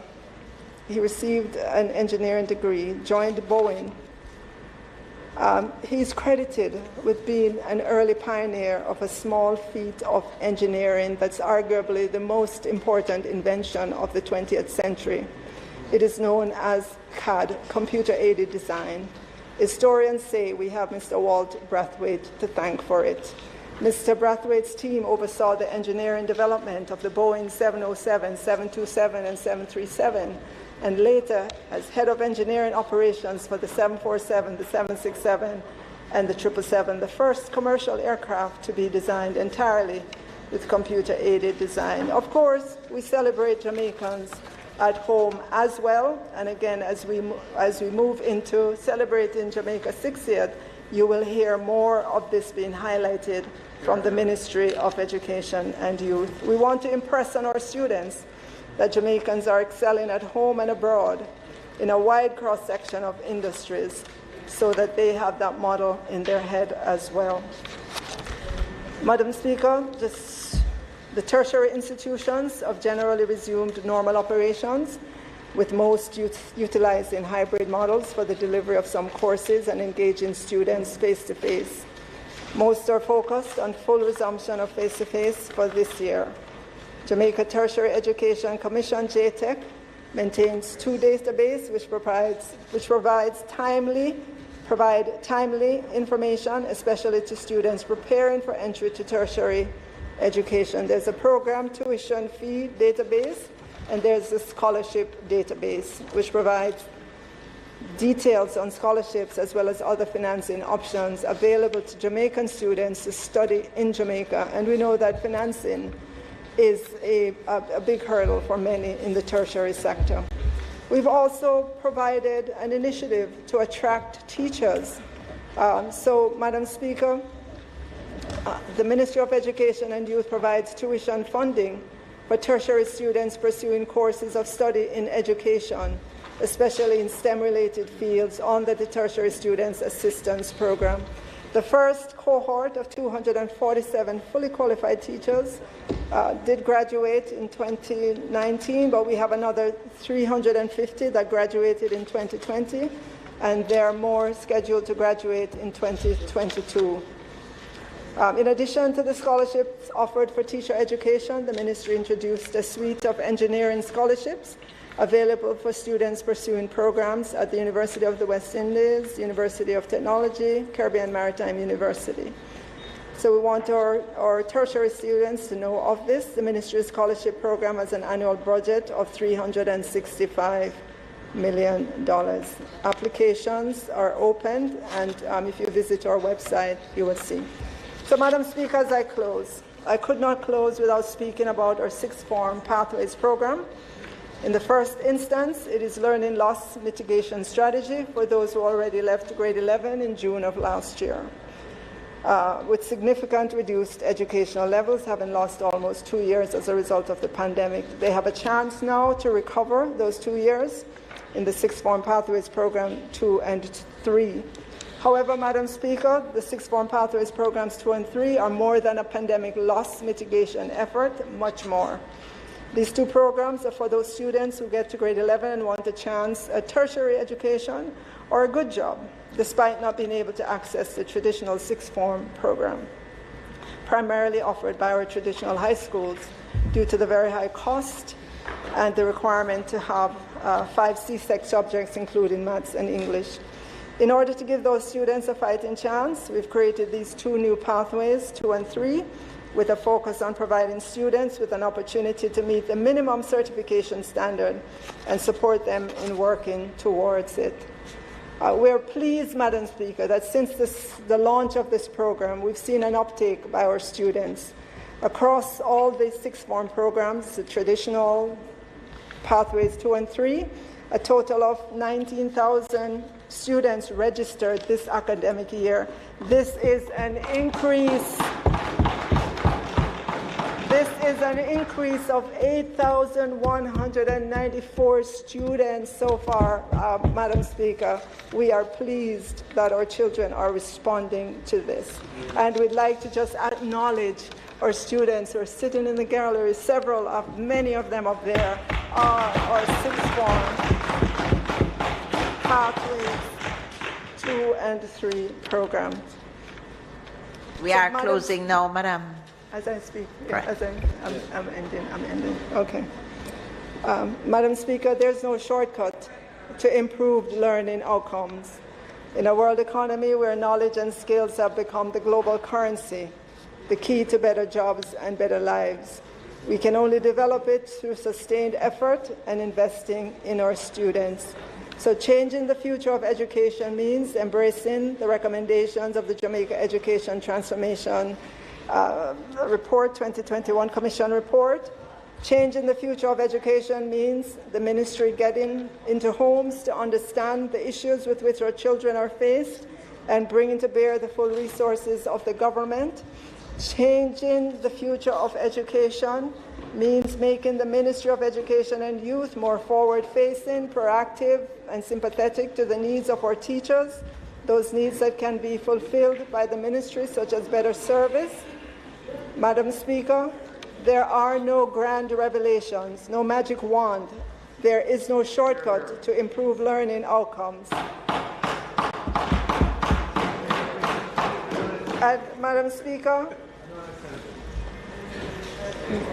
when I say that there are no shortcuts, there is no place where this was more evident and true than at the stadium this past week. Madam Speaker, the display of students' talent, hard work, discipline, determination, drive to success, loyalty to school, and future promises at the Issa Grace Kennedy Boys and Girls Championship elicit immense joy, especially since we got the opportunity to experience it not only in the televised world but also in person. I am deeply proud of all of our students, the coaches, the principals who made accommodations in their budgets, the past students and parents who went above and beyond in the joint effort to hone the skills and to showcase the best in our students. Not even the pandemic could deny the preparations for the championships and the added bonus of the new records that were created by some of our athletes. This is what happens when we work in partnerships. Our students become their best selves. Thank you, Madam Speaker.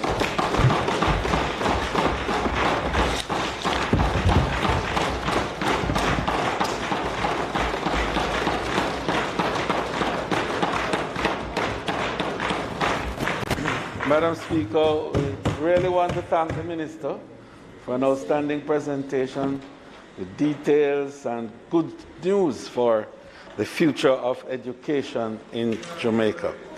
Madam Speaker, we continue to make the point and urge that we stay within the time, the extent to which we offer. No, we are ensuring, Madam Speaker, that we do stay as close within the time and to respect the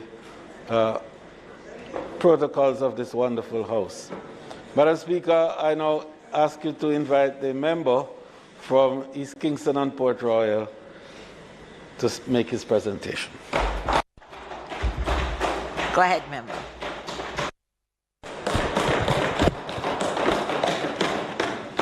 Thank you very much, Madam Speaker. I will remind this House every time I speak that I am the best behaved member of this chamber. And the Speaker has attested to that time and time again. So, Madam Speaker, in the entire chamber. So, Madam Speaker, I would like to start by acknowledging the leader of our great party and the leader of the opposition for his continued support.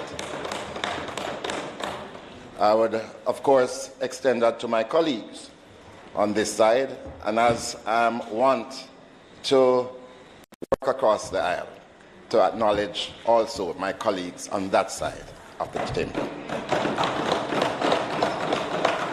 Madam Speaker, I have to salute you and also extend that now to our new clerk and indeed the entire staff of this great parliament as we anticipate moving sometime soon to a bigger and better place. But they have worked under these circumstances tremendously well.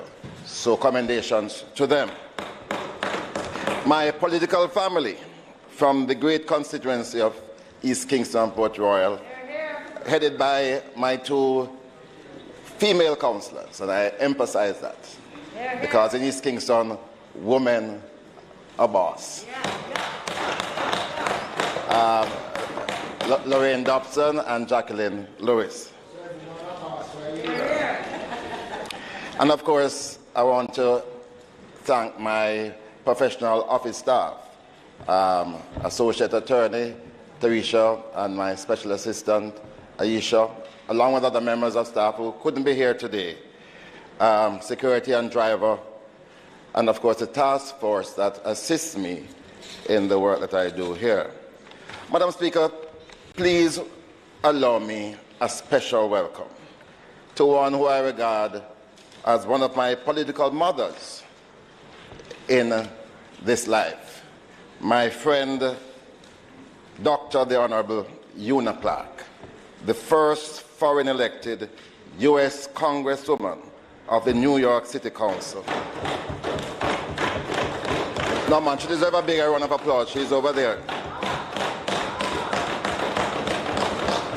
Madam Speaker, Una is quite unique because as a Jamaican from St. Elizabeth migrating to the U.S., she, as with so many other Jamaicans, she has distinguished herself as a great Jamaican. Somebody who pioneered in the field of politics. But not only that, she bears a daughter who is a congresswoman today in that great state of New York. And I want to salute her, thank her for the support over the years.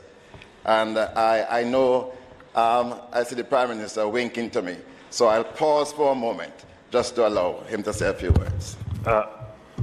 Madam Speaker, I wish to thank the member from East Kingston and Port Royal for allowing me to interrupt his presentation. But it is necessary to do so, Madam Speaker, because I cannot allow him to claim entirely the very good relationship and indeed the great and distinct honor it is for us to have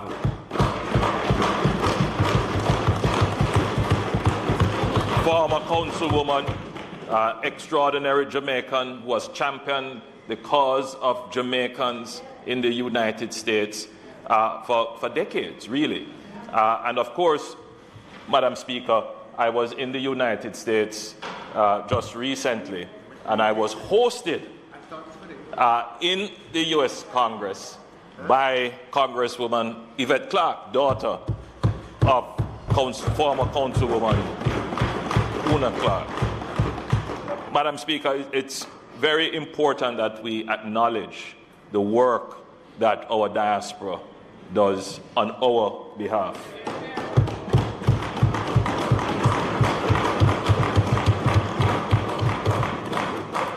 When our voices are not heard, when we are in difficult circumstances, it is persons like Una Clarke who have championed on our behalf.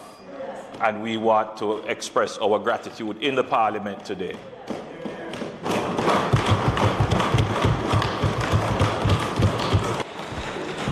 Thank you very much, Prime Minister. Just before the member continues, I am endorsing all that has been said, including the fact that the member did say he is one of the best behaved members of the House, and he has proved that for allowing the Prime Minister to honor our behalf as a Parliament to pay tribute to the Congress.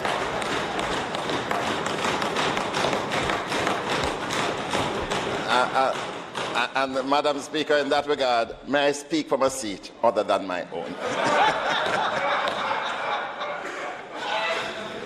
Question is, and member, even as you do, and she sits there, may we invite Congressman to join us in the well of Parliament.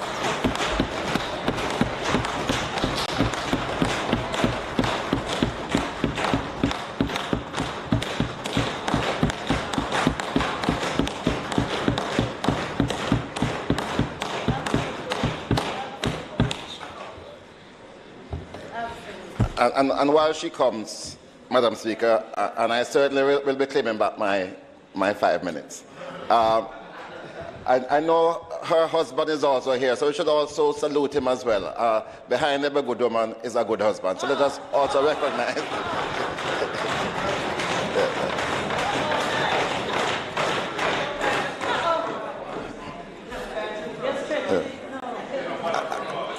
And even while she comes, we should also note, because she is a great friend of the newly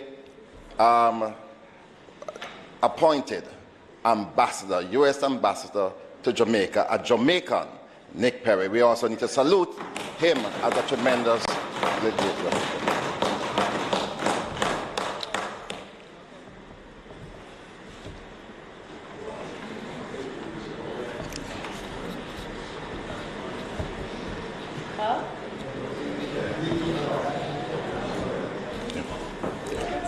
Madam Speaker,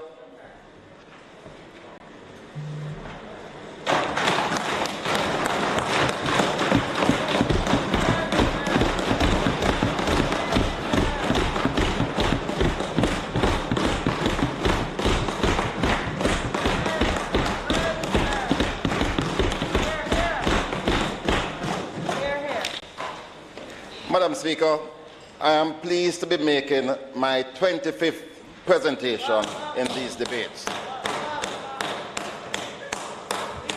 It really is 27. I served 2 years in the upper house before. We track each other, Prime Minister. I'm watching you. I'm especially delighted to be making this contribution today as we are about to start the official celebrations of our 60th anniversary as an independent nation. This is an opportune time for reflection and introspection for us as leaders in this nation that we all hold so dear. As an independence baby, and in that regard, I have one over the Prime Minister. I must acknowledge that while we have made major achievements over these years, a lot more could have been and still needs to be accomplished on behalf of the people of this blessed and much-loved nation. I, however, remain a proud and patriotic Jamaican, and I truly believe that our best years are still ahead of us. You know, Madam Speaker, recently while I was in London, and I travel a lot these days, I attended the play, listen to this, Get Up, Stand Up, which depicts the life and music of the legend Robert Nesta Marley. I was supremely proud of that experience, even becoming emotional, especially as I witnessed the audience rocking and vibrating to the Jamaican music and obviously understanding our rhythmic language. The greatness of Bob and Jamaica was fully on show. We are indeed a cultural superpower, Madam Speaker.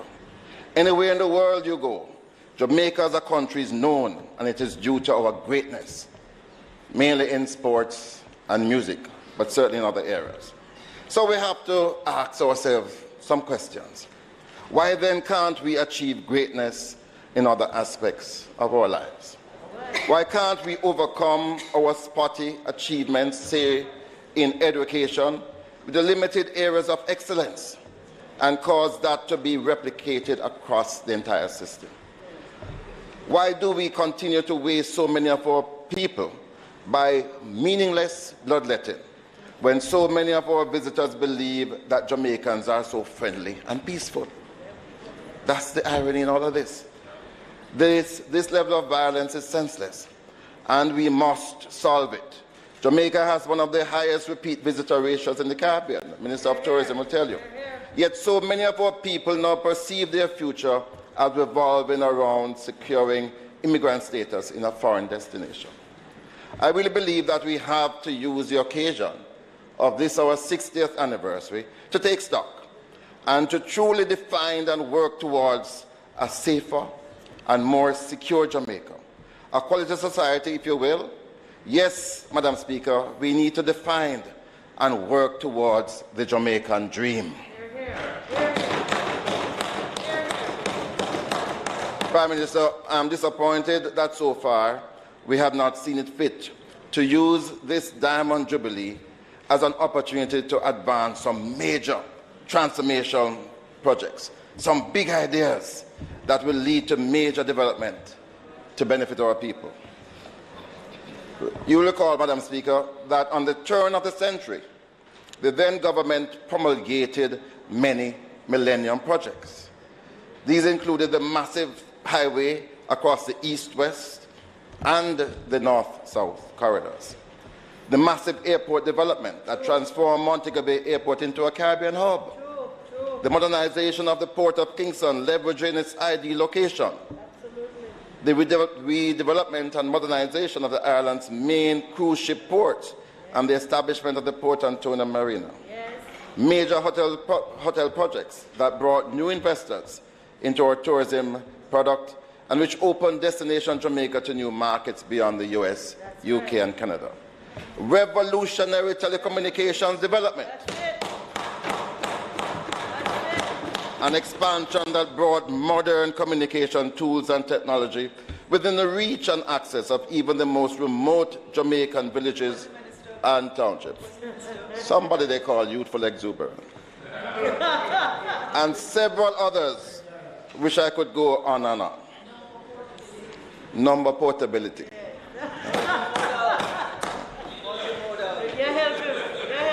Madam Speaker, yes, it is true that we are experiencing the twin crisis of the pandemic and now the Russian war with Ukraine. And it is felt that we have to batten down, the Minister of Finance tells us that we have to batten down and keep our nerves and be fiscally conservative. Yet, as famed Stanford economist Paul Romer once declared, Mr. Minister, a crisis is a terrible thing to go to waste. Absolutely. And there are so many others who subscribe to that, including your own friend, Michael Lee Chin. Like Lee Chin, I believe deeply in that concept. Now is the time to be bold and pursue transformational projects that will enable us to catch up to the objectives of our Vision 2030 master plan. Remember that? Vision 2030. That's it. This was to see exponential, sustained and inclusive growth in our economy and development in our society with greater wealth created to enable our per capita income to approach first world status. That was the overriding objective of Vision 2030. It was the last PNP administration, Mr. Minister, that took the bold decision to place our economy on a path of fiscal responsibility and prudent debt management. We asked the Jamaican people to make sacrifices, and the economy made gains. The opposition has no desire to destroy those gains, but we owe it to our people to take advantage of those gains and create a better life for all Jamaicans and not only a few. It is still possible for many big ideas to emanate during this year by both sides, working together on behalf of the people of this country. Let me therefore lend my own brand support and endorsement of the theme under which we mark this Diamond Jubilee, reigniting a nation for greatness.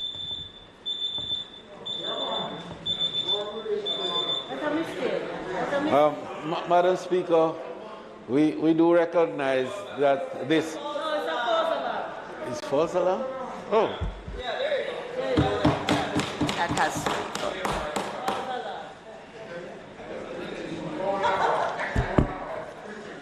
I submit that if the citizens are to believe in this theme, which is reigniting a nation for greatness, and to support it wholeheartedly, ideas and plans need to be developed that place the people at the center, so that each Jamaican will feel that they are considered as participants in the success and no longer, as many feel, as mere spectators. The development and implementation of such bold ideas and plans need not be characterized, Madam Speaker, with the usual unending disputes and conflicts.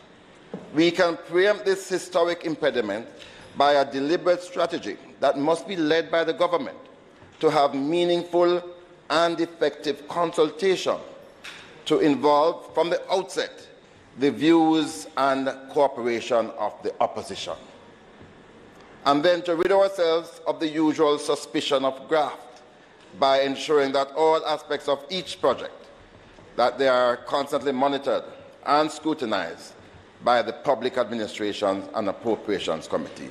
I believe that if we are able to work across the aisle, ensure that there is proper monitoring so that the suspicious mind doesn't get involved, we could achieve a lot more for this country. So with that in mind, I want to turn to the two portfolio subjects for which I have responsibility. Madam Speaker, we are facing yet again another energy crisis. This is probably worse than those of the 70s and the period between 2008 and 2010. I'm sure that everywhere you turn in your constituency, Madam Speaker, you are hearing, as we all are, the howls of cries from everyone of higher electricity bills, light bill, and even more dramatic and the weekly record-breaking price increases when you go to the pump to fill up. Yes. The JPSO is complaining that it has become a tax collection agency of the government. The same claim can be made of Petrojam and the gas retail dealers. In the face of this great crisis, the government continues to engorge itself on the billions and billions of taxes collected. I repeat the calls made by the Leader of the Opposition and our spokesman on finance, as well as calls that have come in from many leaders of industry to cap the tax component on the fuel by using the government's own benchmark price established in this year's budget of $67. I also see the JPSCO CEO proposing a tax cut on electricity bills. Let me reiterate, taxes alone account for 16% of our light bill. I support this call as well.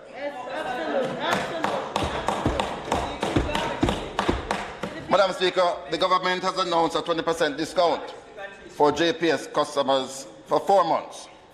The Honourable Minister of Finance must be aware that prices have already increased by more than 40% since the start of the year. Therefore, a 4-month respite, though appreciated, is woefully inadequate, Minister. So I want you, the Minister, to consider to extend the concession for the entire year as you consider the other proposals. 1 full year. And also, there is a current waiver, the Minister is aware, that is granted to producers of electricity on automotive diesel fuel, $4.86. That waiver expires at the end of this month to enable the Jamaican consumers to bear less burden. I'm also suggesting that this waiver be extended beyond this 4-month period to the end of the year.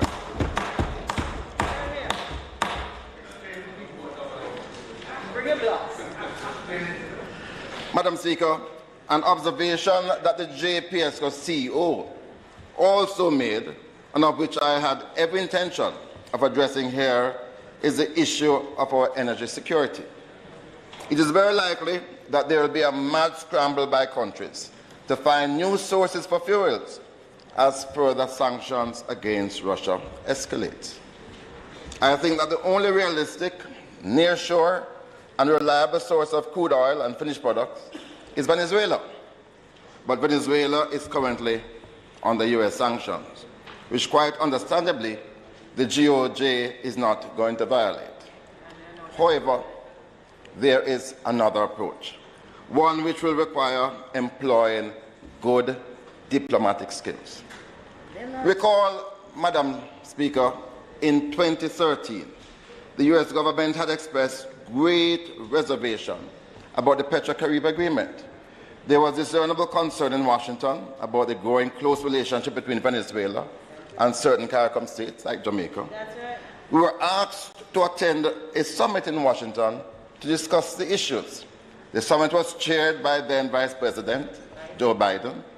Jamaica was ably represented by our Prime Minister, Most Honourable Portia Simpson Miller, and I attended in support. To the credit of the US, all member states were invited, not just a few, and they were all in attendance. Madam Speaker, we used the opportunity to speak certain truths to our American friends as part of diplomacy. We not only defended our position to continue with the Petro-Caribbean arrangement, because it was good, but we also challenged the US administration to assist us with our own energy security issues.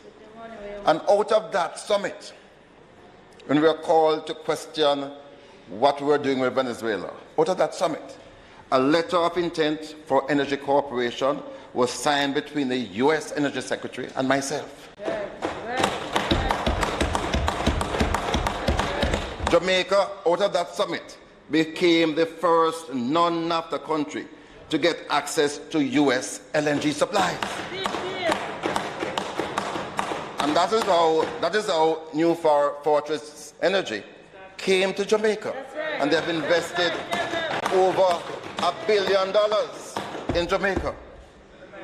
Out of that summit, the US gave support by way of OPEC for the financing of 2 major renewable energy projects, valuing over $200 million US in the 36-megawatt wind farm, BMR in Malvern, in St. Elizabeth, and the 20-megawatt, which became at that time the single largest solar farm in the Caribbean in Content, Clarendon, out of that summit.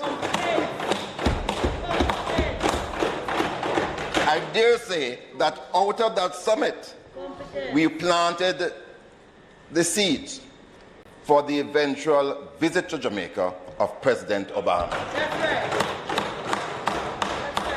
This is how diplomacy works.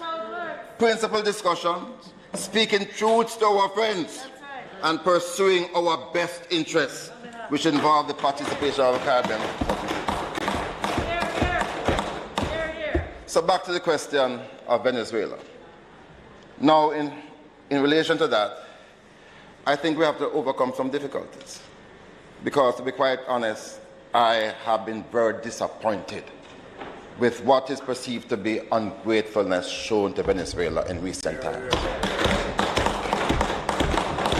You know, the then Minister of Finance in 2008 will tell you that if it weren't for Petrocarib during that great and massive depression, our country would have been wiped out. Would have been wiped out. And not only that, but when we came back into office, we negotiated a tough deal which saw the writing off of $1.5 billion US of our debt by Venezuela.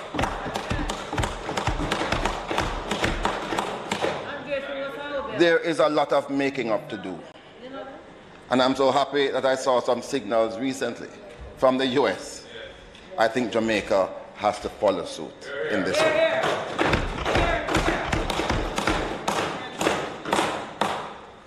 Madam Speaker, we are now reviewing the Electricity Act, which was passed by me in 2015. And I must commend the Minister. They passed by the House in 2015. And that is not true. That is not true. It was replacing a beat. It was replacing, yes. No. But you see, I don't correct the record enough. And I allow people to tarnish my achievements. We were replacing a law that was in place for 100 years. It was breakthrough legislation. Yes, it was. And the minister will tell you that as a former minister, I also acknowledge that there were certain stages to follow. And I'm pleased that we are doing the amendments now, because from 2015 we know that we couldn't live with it for eternity. So one of the issues that we have seen so far is that of the right of first refusal. And almost every member, both sides of the committee, has a view that we should not continue with this right of first refusal. But lo and behold, Madam Speaker, it was confirmed to me that the company, JPSCO, is now actively pursuing a soliciting process for bids to replace 171 megawatts of existing capacity. I'm also aware that the proposal is to use natural gas, LNG, as a main fuel. We don't have a problem with that. But ADO, automotive diesel oil, as the alternative fuel. I have some concerns. The demand for electricity has been falling, especially since COVID-19. It is likely to continue to fall as many customers move their business to other sources. So, firstly, will there be enough demand to justify the addition of this new capacity to the grid, even though it's replacing some existing ones? Will the already overburdened JPS customers have to pay the fixed capacity charges, even if the plant is not called upon to produce any electricity? Once they have a power purchase agreement, all of those capital charges must be borne and passed through to the consumers. Will the JPS customers have to meet the commitment for fuel charges as another take or pay arrangement is in place? Why would the alternative fuel be ADO when we know that HFO heavy fuel oil, is the cheaper source. Why would the company be rushing this process when the Joint Select Committee is addressing the very issue at this time? There has been great support, Madam Speaker, by the Joint Select Committee to enable operators in the special economic zones to generate and distribute lower-priced electricity within those zones, and that they be allowed their own licenses to do this.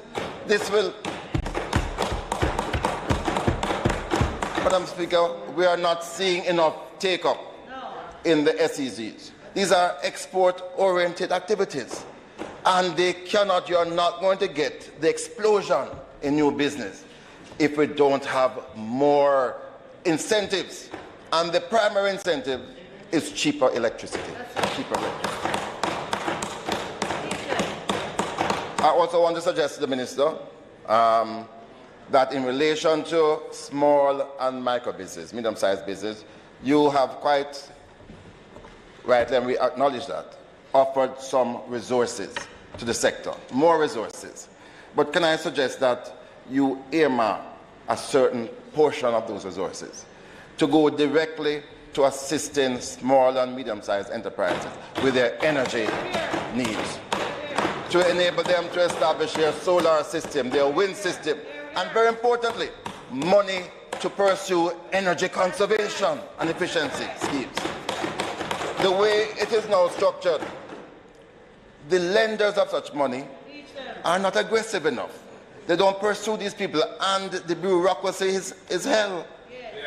It is difficult to go through the burden of paper to get government money to assist businesses.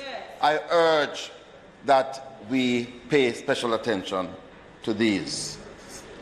And I want to finally mention that the Minister of Energy is aware the JPSCO license is coming to an end, as all things. I think he needs to use this opportunity of this period to start to negotiate. And in fact, not only negotiate, but to effect some changes now, using some leverage, because we are going to be moving to a more liberalized regime. And I think you can use some leverage from now to get some concessions at this time. And in that regard, Madam Speaker, the Minister has announced again that the government is going to sell its 20% shares in the JPSCO. I think the time is bad. You are not going to maximize your earnings during a crisis. And in fact, during such a crisis, when the company is want to exert greater pressure to recover on the consumers, we need the government to be present at the board.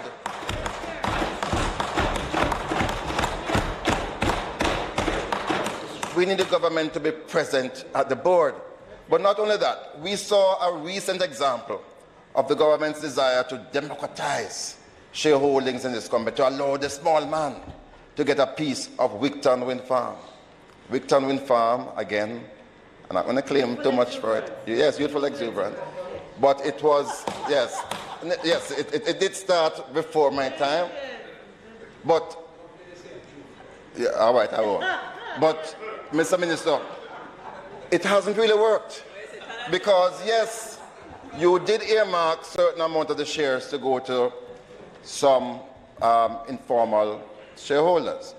But within weeks of that happening, within weeks, large shareholders gobbled up all of those shares.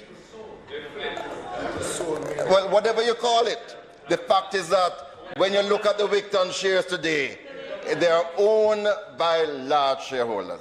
So let me suggest to you another way. If you really want to democratize this thing, allow employee share ownership as one of the ways to go to this. ESOP. That's a fine example. And I suggest that along with others, and we would work with you to enable that transfer. But now is not the time. Now is not the time to sell Wigton shares. Madam Speaker, Madam Speaker, I have to talk about electricity theft. Because in my presentation last year, I challenged the administration to accept greater responsibility for the issue of electricity theft affecting the company and the Jamaican consumers. We know that consumers who pay their bills have to contribute 17% of what you pay to offset theft of electricity. 17% of the bills paid by JPS customers is due entirely to electricity theft. We also know from the CEO of JPS that 16% of the bill is government tax. Just add up the two, and you see the burden that the Jamaican people have to face. And then it's not only the Jamaican consumers, businesses, and government, because government is the largest user.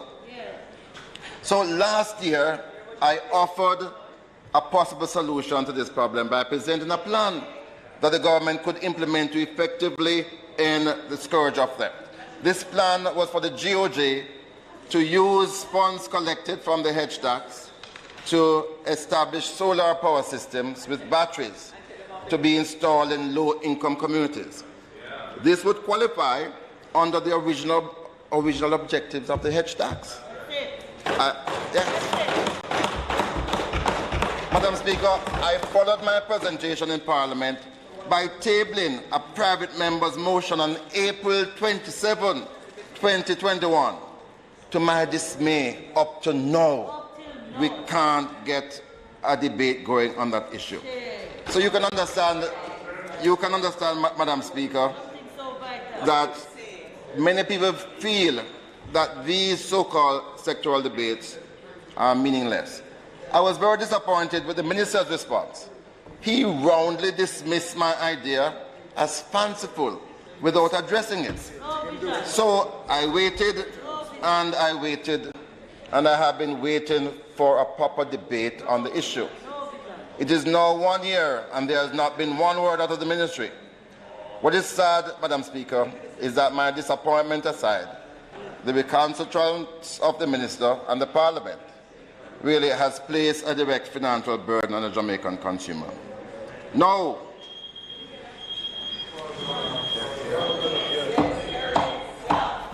Madam Speaker, the member's time having expired and having been so generous in his opening sentences and allowing for Prime Minister to speak, I beg to move that his time be extended to allow him to finish his presentation, which is shortly from now.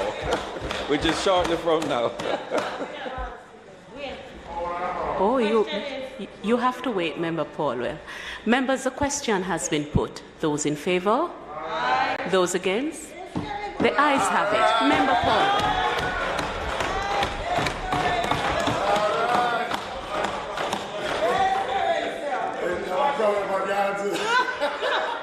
Madam Speaker, that sounds so sweet and lovely.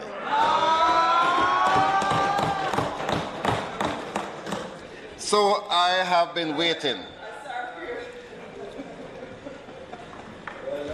Now, Madam Speaker, if it's a question as to who will benefit from the adoption of the plan, I will ensure the Minister will get all the credit.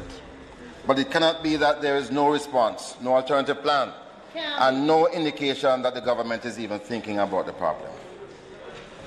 One thing is clear, is that the burden continues to be borne by the consumer. So, Mr. Minister, Chairman, let's do the right thing, man. Let us do it together. Let's work together. I'm not going to go too much into Petrojam. Last year, it's the same speech I have for Petrojam. 3 years ago, a report was tabled in the Parliament by the Zaka Committee. That report is gathering dust. And especially now when we're seeing how important an oil refinery can be for energy security.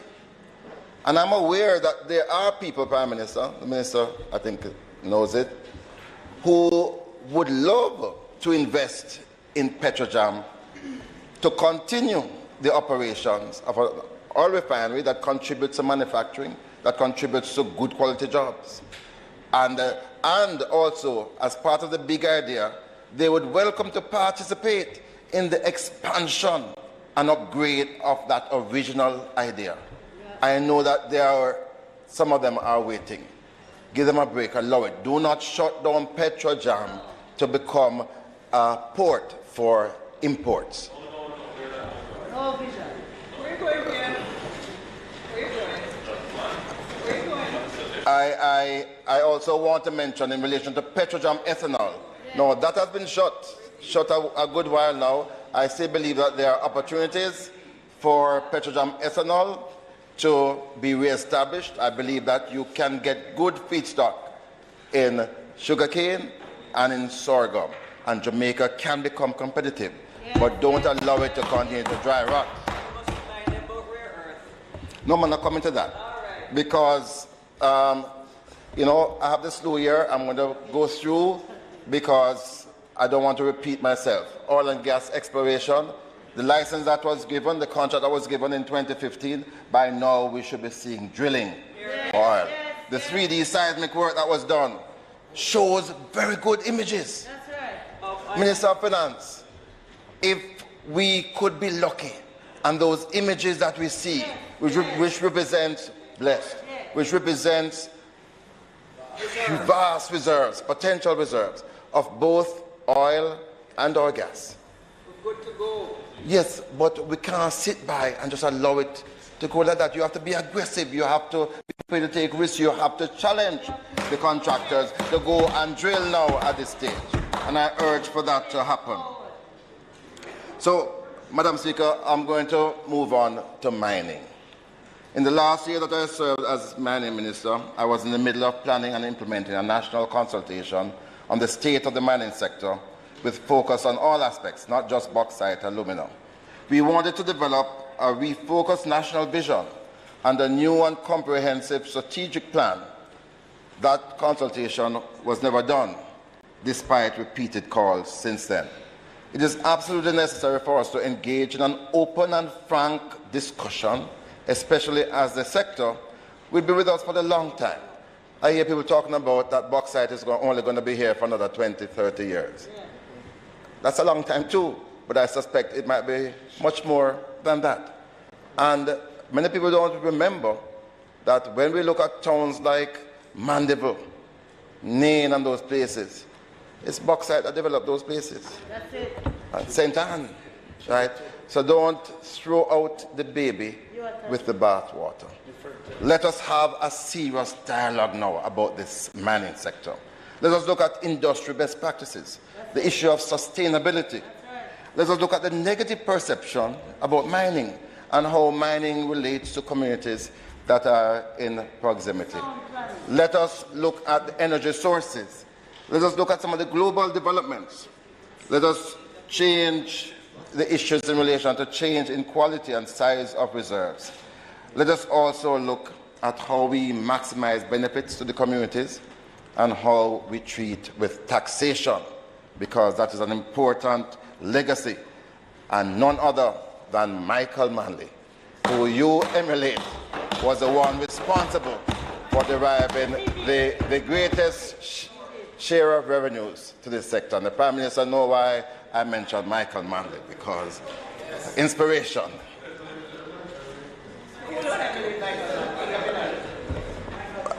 Madam Speaker, the mining sector continues to show mixed opportunities.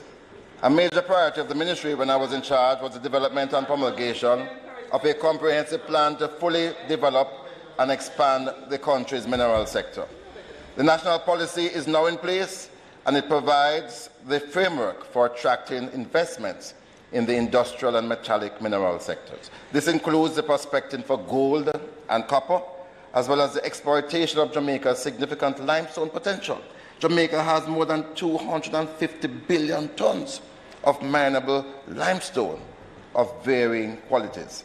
The plan was to focus on expanding the sector's value-added possibilities. We saw great opportunities in the manufacturing of lime, hydrated lime, cement, grout, thinset, boulders for coastal protection, slab structural cladding, In fact, we have such high-quality limestone here that can go into manufacturing toothpaste, paint, the tablet that you take. We have such quality limestone. So let us look at all aspects of the mining sector. As you know, Madam Speaker, in relation to bauxite alumina, Jamaica has been shut due to the fire last year. JISTV at Alpart, though committed to rebuilding a new plant, has not been able to proceed because of the impact of COVID-19. The only producing plants are Windalco in Newarton and Aranda in St. Anne. Madam Speaker, I want to turn to a big idea, rare earth elements. And I know it provokes a lot of mirth inside here, especially in 2014 when I mention it. I am so happy to see that the Gleaner newspaper has been highlighting the prospect of using the bauxite residue for the extraction of very valuable rare earth elements. This is a big idea. Please recall when this project was conceived in 2014, Jamaica's estimated 100 million tons of red mud bauxite residue was envisioned to contain viable levels of several rare earth elements. We established right in Jamaica a state-of-the-art pilot plant financed by $5 million, which is now totally owned by Jamaica. This facility can be used to conduct a wide range of related experiments. I hope it is not being allowed to dry rot. The experiment to extract rare earth elements was successful. We need to celebrate our successes and not to be cynical, Madam Speaker. But where do we go from here? In this regard, I would like to quote from the Gleaner's editorial entitled, "Revisit Rare Earth Possibilities," dated December 27, 2021. And I quote, "If the world is to have a shot at becoming carbon neutral by 2050 and keep the rise in Earth's temperature to below the tipping point of 1.5 degrees Celsius by the end of the century, it has to involve, scientists say, a massive shift to renewable energy, including people giving up their internal combustion energy vehicles for electric-powered ones. Jamaica could probably have a significant hand in this, as well as re-emerge as a strategic player in the global market for minerals, such as it enjoyed in the days when it was the world's largest producer of bauxite. But for any of this to be possible, government policymakers, scientists at institutions with research capacities, and the island's private sector have to urgently begin to think and act now how to cost-effectively extract critical rare earth elements from the effluent from alumina production. Here is where, I'm still quoting the Gleaner, not me, here is where Jamaica's potential in rare earth elements is significant. A group of 17 minerals, rare earth elements are critical to a wide range of technologies, including computers, mobile phones, and the batteries for EVs and wind and solar systems. Madam Speaker, straight from the Gleaner. Straight from the Gleaner. Written by, it's an editorial from the Gleaner. Yeah. So the editorial went on. The only thing that it didn't say, Prime Minister, was that everyone should take Mr. Paulwell seriously. That's the only thing it didn't say.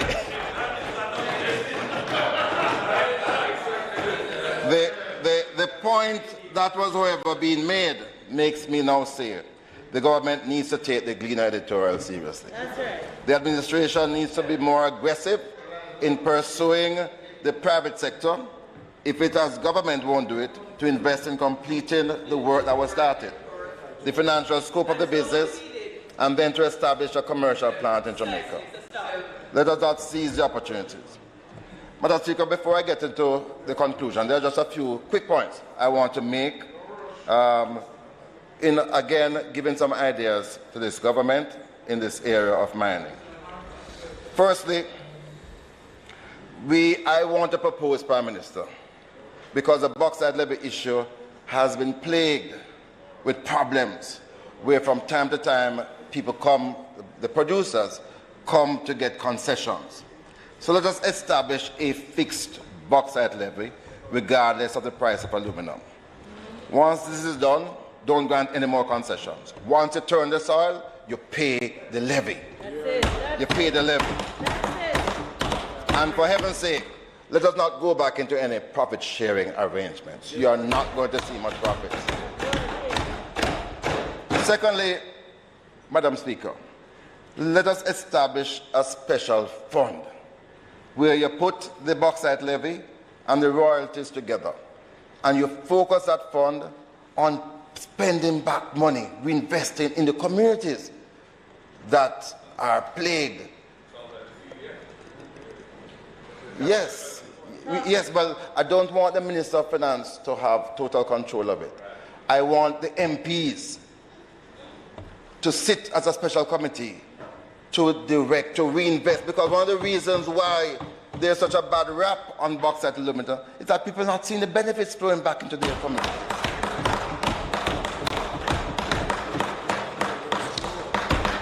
I also want to suggest, Madam Speaker, and thank you for that applaud, I want to suggest that in collaboration with JISTV Alpart, let us look at Port Kaiser. We talk a lot about logistics hub. Let us look at Port Kaiser as a place that can attract imports of goods and service and logistics. Another big idea, it has deep sea all around it. Those large Chinese vessels can come there. They can't go to the North Coast, they can't go to Kingston, but they can go to Port Kaiser. And the Member of Parliament, I'm sure, would be quite happy if that were to happen. Also, Madam Speaker, we talk about the railway service.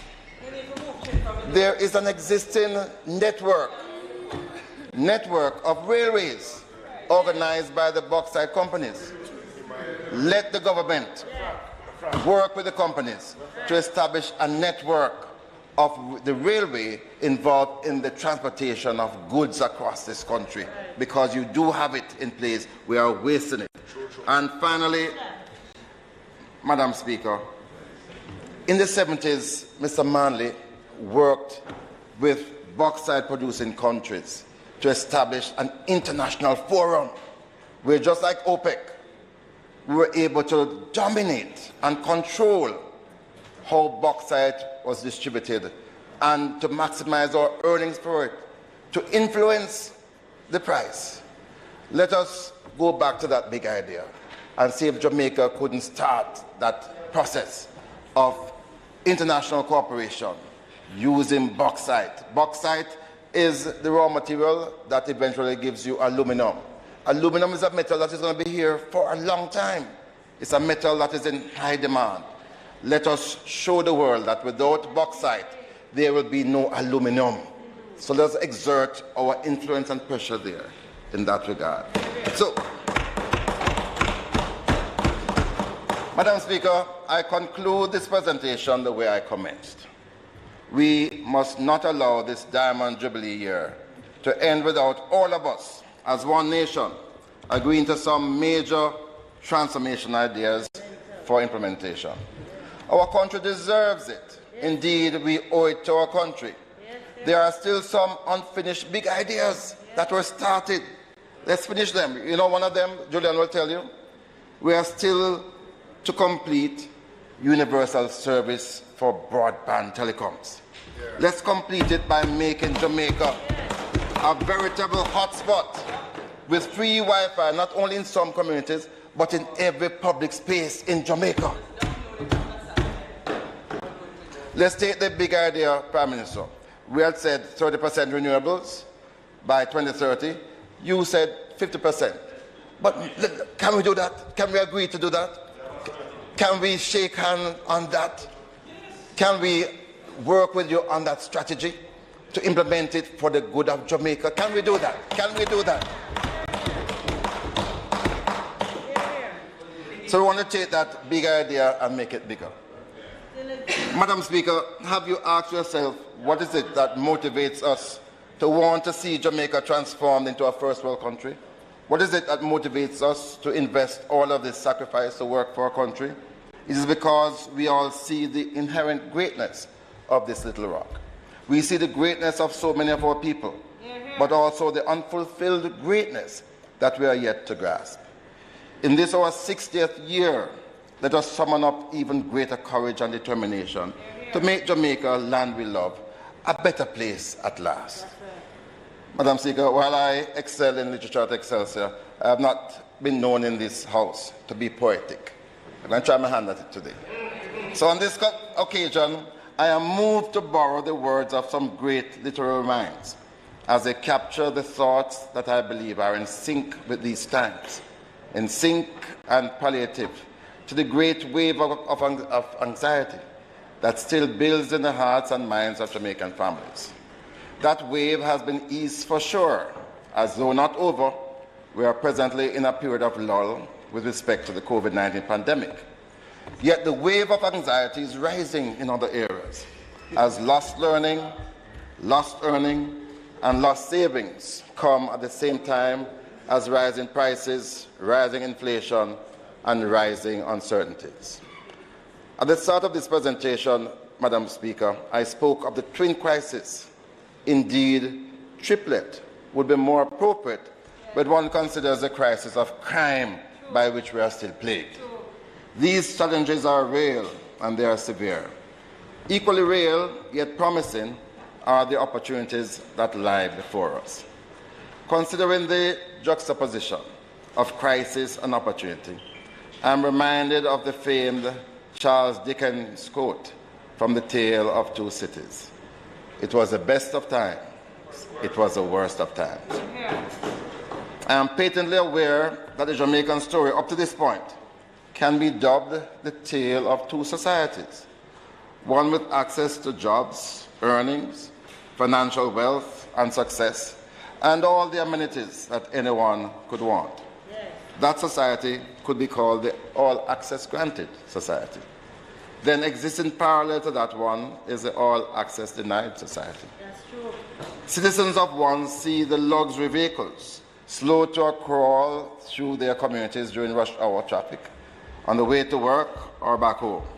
In that society, our citizens live riddled with pain, riddled with hunger, riddled with dreams lost, dashed, and too often see the bodies of their loved ones riddled with bullets. While citizens of the next society stare through tinted glass in air-conditioned vehicles, while taking the shortcut home, watching the hapless gaze of those squashed in tenement yards, and who live as working poor or closer to abject poverty than any within this honourable House is brave enough to admit. This is not a sustainable dichotomy, Madam Speaker, nor is it a deserving reality for this great nation, still to emerge from promise to potential. The dissonance must be reconciled. History describes such settings as a precursor to revolution, an outcome that none of us would want to witness in our beloved Jamaica. History also teaches of the solution, and here again I want to borrow something from another great poet, Frost, of anxiety, of fear, and of dying, which he describes as a yellow wood, and choosing the road less traveled, when he said, "Two roads diverge in a yellow wood, and sorry I could not travel both. And be one traveler, long I stood, and looked down one as far as I could, to where it bent in the undergrowth. Then took the other, as just as fair, and having perhaps the better claim, because it was grassy and wanted wear, though as for that the passing there had worn them really about the same." Which of us, if given a choice to take the path that leads to obvious serenity and luster, would not? Yet it is never to be about us in this honourable House, but always about those in the constituencies we serve. Unfortunately, their choices are far more limited. They cannot decide to take the better path unless we decide in this House to play a better part. To play a part that sees us taking the road less traveled. Let us choose a path that avoids the political point scoring that has taken us nowhere near the milestone we should have already surpassed. Let us take the road less traveled on behalf of and in service to our fellow citizens. In this year of our Diamond Jubilee, let us all reevaluate and revalue our roles. If it is unworthy of the diamond, that is Jamaica, then let us travel on a different path. Let us all demonstrate more love to our country, not only when the country wins, but also when we are faced with crises as we are now. That love for country will enable us to be even more energized to work for Jamaica to be a better place. Indeed, a greater place, Madam Speaker. If we travel together as one traveler and take the road less traveled, that being unified in our mission, unified in our vision, and unified in our intention, that will make all the difference. Our 60th anniversary theme asserts reignition of a nation's greatness. That mission has my full endorsement, and all my intentions are measured against that ideal. Garvey said it best. Up, up, you mighty race. Accomplish what you will. What therefore is our will? Certainly mine is to do all that I can so that Jamaica may, under God, increase in beauty, fellowship and prosperity, and play a part in advancing the welfare of the whole human race. It is time to give realness and value and quality to that will. The beauty must be restored and preserved. The fellowship must be sincere. The prosperity must be shared fairly. Nothing less, Madam Speaker, for our homeland. If indeed Jamaica is to become a nobler Jamaica, a loftier place. Thank you, Madam Speaker. Thank you, my honourable members. Namaste. Namaste.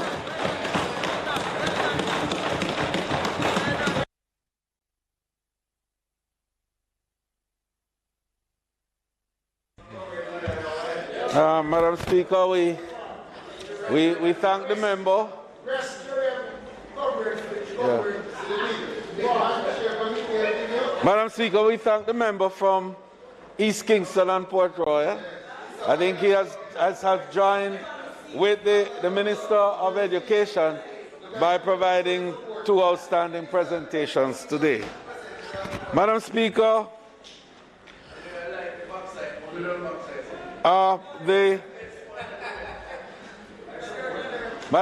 the next week, which immediately follows the Easter holiday break,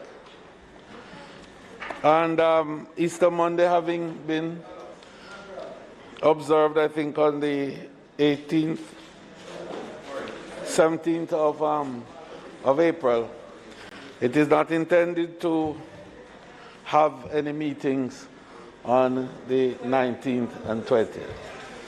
So I propose, beg to move, Madam Speaker, that we suspend this debate until April 26, when we will continue, and the Speaker then will be Mr. Carlson, Honourable Carlson Mueller. Madam Speaker, may it please you to recommit the matters relating to public business so as to allow the Minister of Finance to proceed with his measures. Just before we move to that, in terms of the suspension, the motion for the suspension of the debate, those in favour? Those against? The ayes have it. Debate is suspended. House Leader. Madam Speaker, the Minister of Finance will now take the resolutions and motions that are in his name. May it please you, Madam Speaker.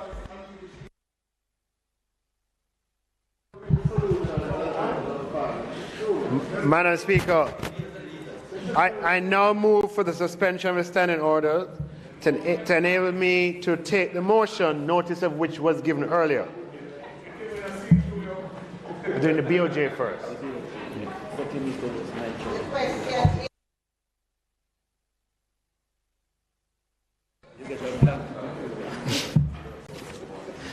Madam Speaker, I now move, be it resolved that the monetary policy statement covering the second half of 2021, which is contained in a letter from the Governor of the Bank of Jamaica to the Minister of Finance, dated February 23, 2022, the 2021 Bank of Jamaica Quarterly Monetary Report, Volume 22, Number 2, dated November 21, and the 2022 Bank of Jamaica Quarterly Monetary Policy Report, Volume 22, Number 3, dated February 2022, which were laid on the table of the House on the 17th day of March 2022, be referred to the Standing Finance Committee of the House of Representatives, consisting of all the members of the House, for consideration and report.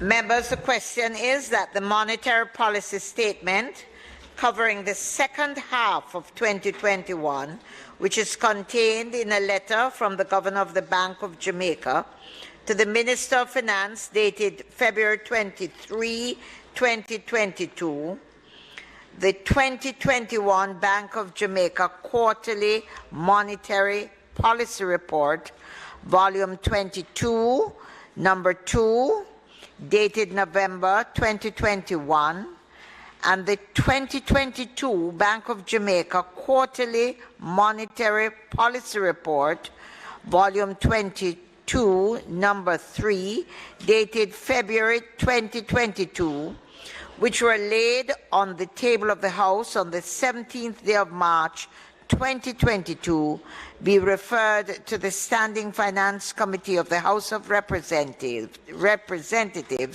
consisting of all members of the House, for consideration and report. Those in favor? Those against? Speaker, the ayes. Could you allow me, please, just on this point? I'm obviously supporting the resolution, but I would like the House to make appropriate arrangements in terms of time for us to discuss this matter when it comes to standing finance. Last time it was scheduled before a meeting of the House. We had to rush. Members didn't get an opportunity to ask the questions they wanted. It is probably the most important issue affecting the country in terms of inflation and the response of the Bank of Jamaica. So I'm just asking that the House allows appropriate time for members to discuss this issue.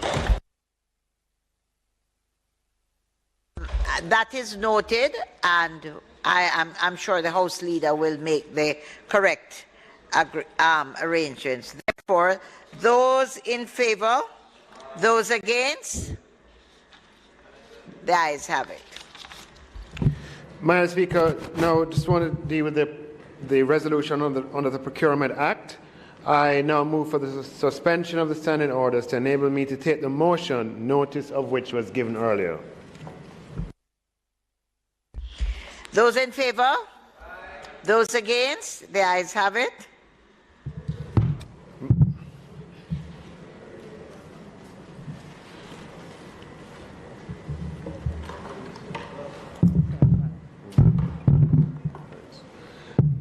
Madam Speaker, I stand here this afternoon to table and ask for the affirmation of the Public Procurement Amendment of the First Schedule Order 2022. And this order was made pursuant to the powers conferred on me as Minister under Section 4, Subsection 2 of the Public Procurement Act of 2015. Madam Speaker, over the past 12 years, the Government of Jamaica has procured major road and highway infrastructure development projects through a government-to-government modality, with financing of the project tied to the construction. In particular, the government of China, through the China Exim Bank, has been instrumental in assisting Jamaica with its infrastructure development financing needs. This occurred, of course, in a context in which Jamaica lacked access to markets for infrastructure financing due to the chronic macroeconomic stability that characterized the investment climate here. The government of Jamaica will always be grateful for the assistance provided by the China Exim Bank through these infrastructure financing arrangements. At a previous sitting of the House, Madam Speaker, I signaled the intent of the Minister of Finance and the Public Service, and by extension the Government of Jamaica, to graduate from these tied financing arrangements. With the improvement in Jamaica's macroeconomy, we can access market-based solutions for our infrastructure development needs.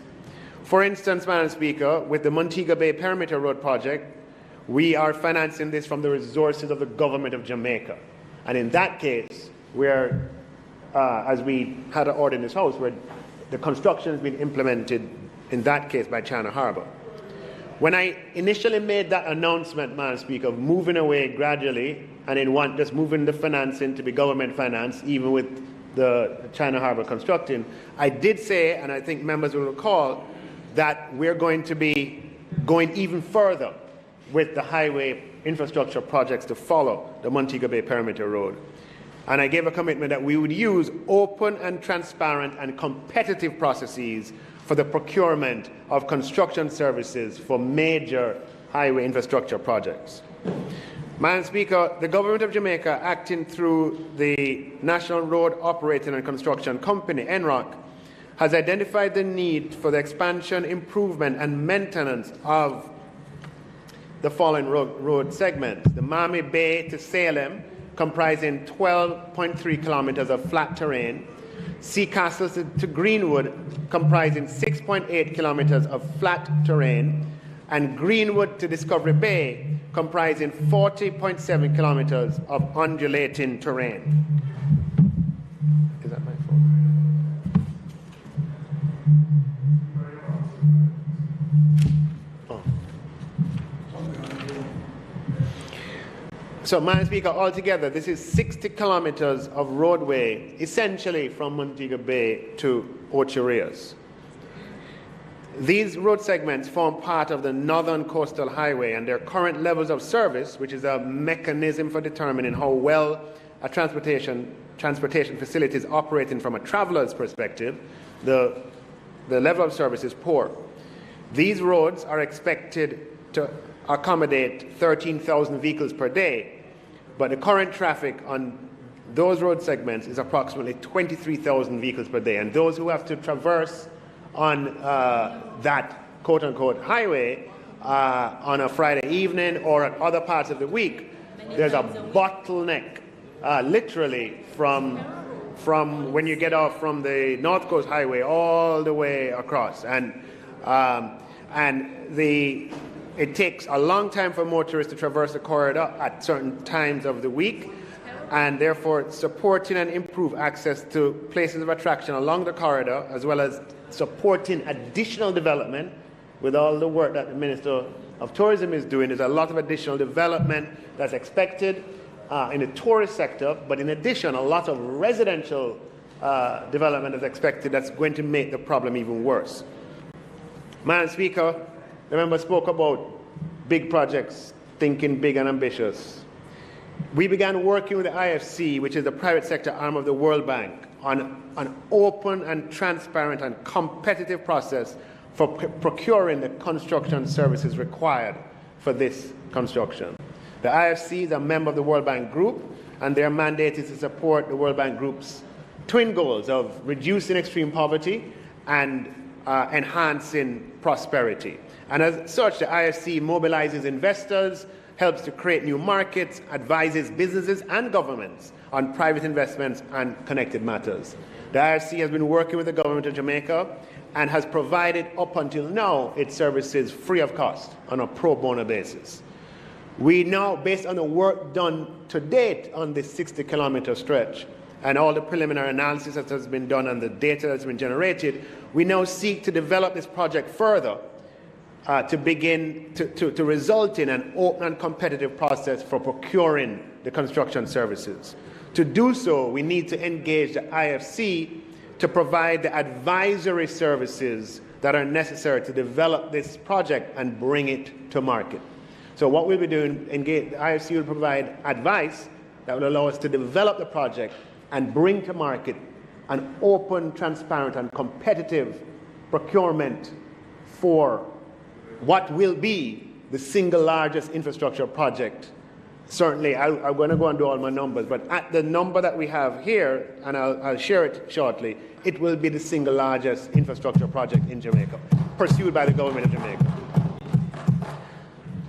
Madam Speaker, the Procurement Act, which was passed in 2015 and amended in 2018 and was brought into effect on April 1st, 2019, and with the coming into effect of the Act, the Public Procurement Regulations and the Public Procurement Review and Reconsideration Regulations, which were affirmed by this House, both Houses of Parliament, were also brought into effect. As members are aware, the Act is aimed at strengthening the Government of Jamaica's procurement system and to ensure we obtain value for money in public procurement, promote integrity, and engender public confidence in the public procurement process. Section 4, subsection 1 and subsection 2 of the Act provide that the Minister may, by order, subject to affirmative resolution, amend the first schedule of the Act. The amendment of the first schedule allows for the non-application of the methods of procurement and the procurement process as set out in Parts 3 and 5 of the Act to any specified procurement. The specified procurement in this case, Madam Speaker, is the Government of Jamaica's procurement of financial advisory services in respect of road development projects in Jamaica from the IFC, which is a subsidiary of the World Bank, through the Ministry of Finance and the Public Service. Madam Speaker, the IFC, in which Jamaica is a shareholder, has considerable experience advising member governments on the development of infrastructure procurement through the public-private partnership modality. For over 30 years, IFC's PPP Transaction Advisory has been working directly with governments to implement a variety of public-private partnerships in infrastructure and other public services. Since 2004, the IFC has closed over 140 PPP transactions in 55 countries, leading to more than $34 billion of private financing. The PPP advisory work is a full-service advisory that assists government in all steps of project structuring and implementation to successful closure, including carrying out detailed technical, legal, financial, and environmental, social studies, developing the financial models, structuring the PPP by defining how risks must be shared, designing the bidding process, and implementing a competitive tender that results in a bankable project for investors and that meets clear public sector goals, and preparing project agreements and helping the government and investor negotiate and sign a contract. The IFC has advised on several innovative and first road PPP transactions, including very famous ones in Central America, in Colombia, the 4G project, and large projects as well in the Philippines, in Brazil, and of course IFC has helped us most recently in the divestment of the Norman Manley International Airport through a PPP as well. Madam Speaker, in addition, working with the IFC would also allow the government to access grant resources, donor funds, that would help us to pay the cost of the advisory. And we accessing those donor funds by engaging the IFC, we can unlock those donor funds. Now, under the previous Procurement Act, we would need to do this. It allowed for us to engage with our development partners. That's an omission in this Act, and there are other deficiencies, and we plan to come to Parliament at a later stage with a definitive amendment, at least to allow the government to engage its multilateral development partners on advisory matters. They have a development perspective as well as the transactional private sector perspective. No, so what I'm doing today, I'm saying what I'm doing today I'm saying what I hope to do in the future. In the future, this is just the most efficient way of doing it today. And it was built to allow it. But you would, because we have other, I'm going to have to come back with other things we're working with IFC on. It may, and we'll discuss it, it may make better sense to have a carve-out for the multilateral development partners, but we'll have an opportunity to discuss that. For today, it's the means that the Act provides, that I come and I explain why we want to engage them. Transparent, yeah, so it works, right. So, Madam Speaker, given the positive relationship between the Government of Jamaica and the IFC, given the IFC's development focus, in addition to, so when they come in an advisor, they're going to pay keen attention to environmental factors and other factors that you wouldn't get if you had a another kind of advisor. And in addition, engaging them will allow us to unlock potentially donor funds. And given their demonstrable expertise and experience in the conceptualization, financing, and implementation of major infrastructure development projects through PPPs, it's necessary and sensible for the government to continue the development of these projects with the IFC by way of a financial advisory services agreement for the structuring and tendering of the road projects. Upon consideration of the methods in the Act by which the government could directly contract with IFC, the single source procurement method pursuant to Section 25 is not applicable, as there are no sufficient background facts in support of any of the grounds appearing in Section 25, subsection 1, subsection A, subsection 2, subsection E. This procurement, as facilitated by order, would essentially operationalize three objects of public procurement, namely, 1, the maximization of economy and efficiency in public procurement, 2, the promotion of economic development through public procurement, and 3, obtaining value for money in public procurement. Madam Speaker, in the first phase, the IFC will conduct due diligence and transaction structuring, which would involve specific inquiry into legal and regulatory issues, environmental and social considerations, including land acquisition and resettlement, financial analysis and assessment, and stakeholder engagement through public relations and communication. In the second phase, IFC will lead the tendering of the PPP, and the activities in this phase will include investor promotion, bidder pre-qualification, solicitation of offers, contract negotiations, preparation of contract, and tender award and closing. So, Madam Speaker, this would represent, well, I'll say it in my closing remark. The order now is just 2 paragraphs. The first paragraph provides an introduction of the order, the first schedule, and the section of the Procurement Act, which grant me in my capacity as Minister the enabling powers. Paragraph 2 addresses the insertion of a new paragraph, P, to allow for the exclusion of financial advisory services procured from the International Finance Corporation in respect of road development projects in Jamaica from procurement procedures established under the Act.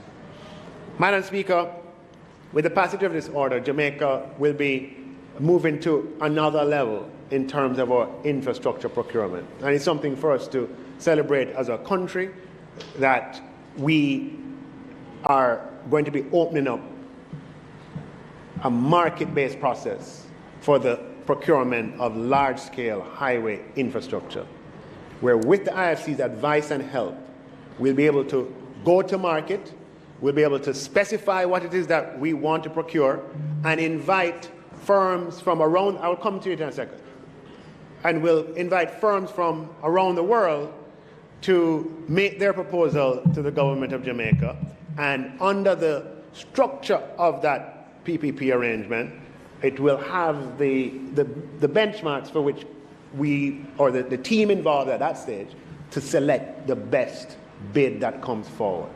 And it's a great day in Jamaica when we actually get that done. As I mentioned earlier, Madam Speaker, this stands to be the largest. We're just at the advisory stage, and there's a lot of work to be done. But I know there'll be an interest in what is the size, the potential size of this procurement.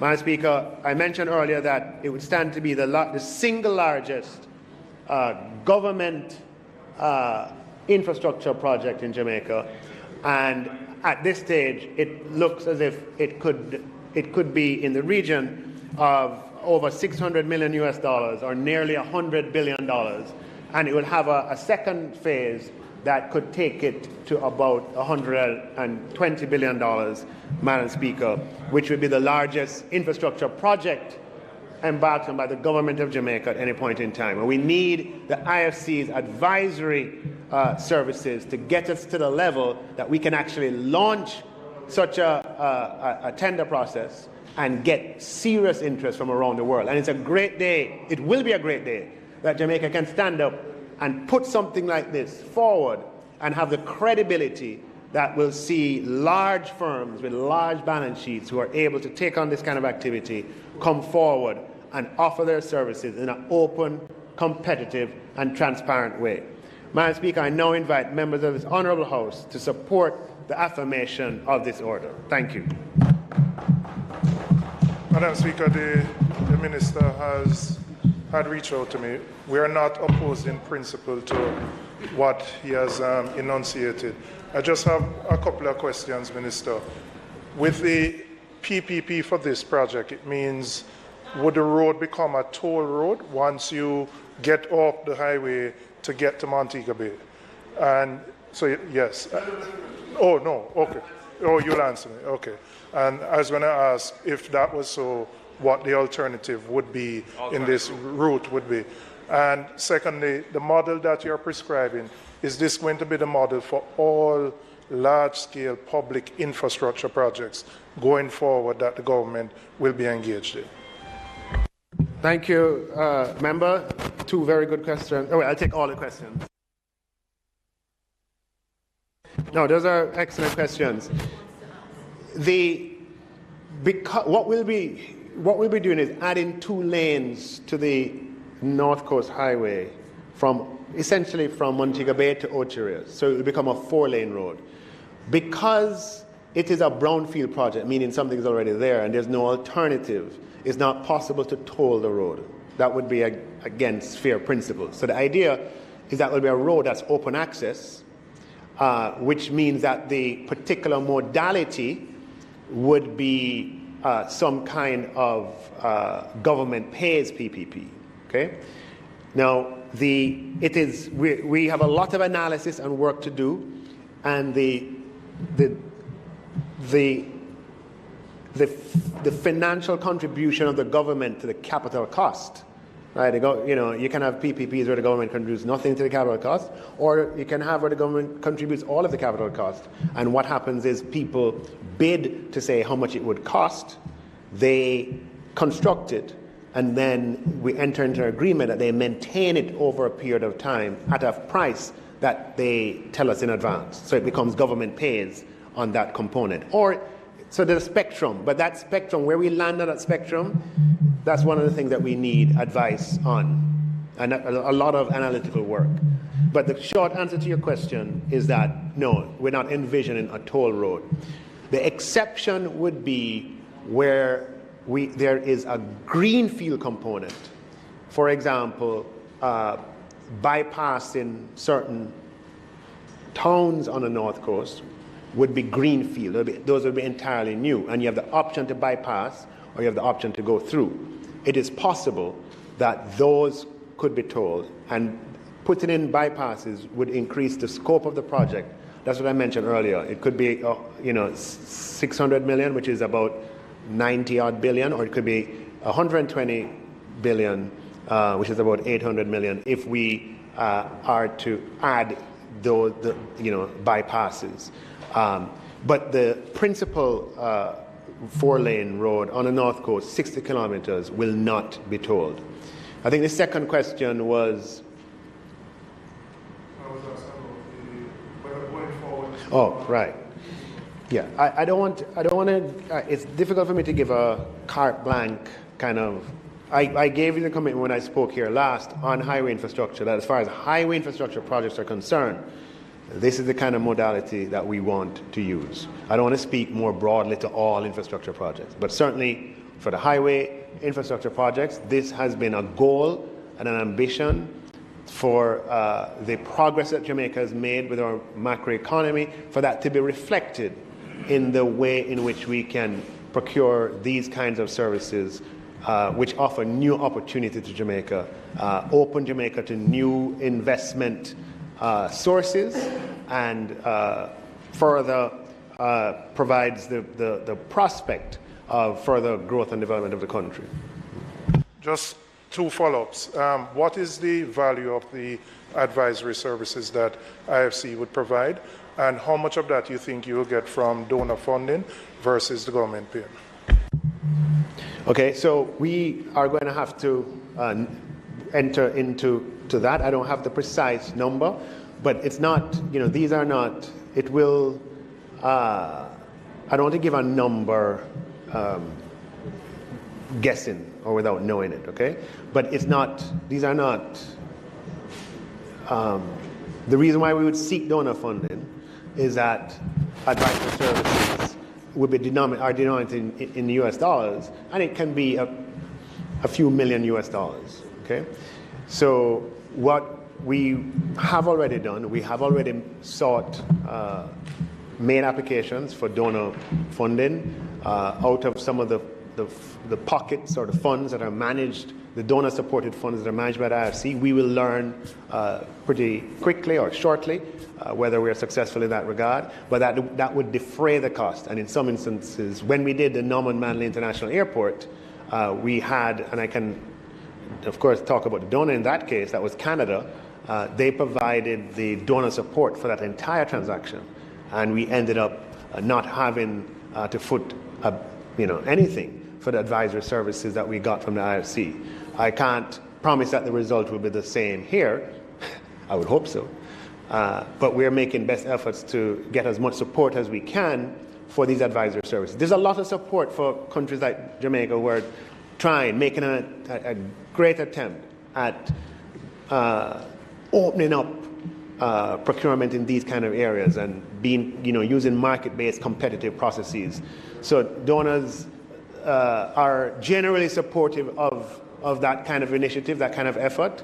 And so I hope and expect that we will receive at least some support to defray the cost of the advisory services.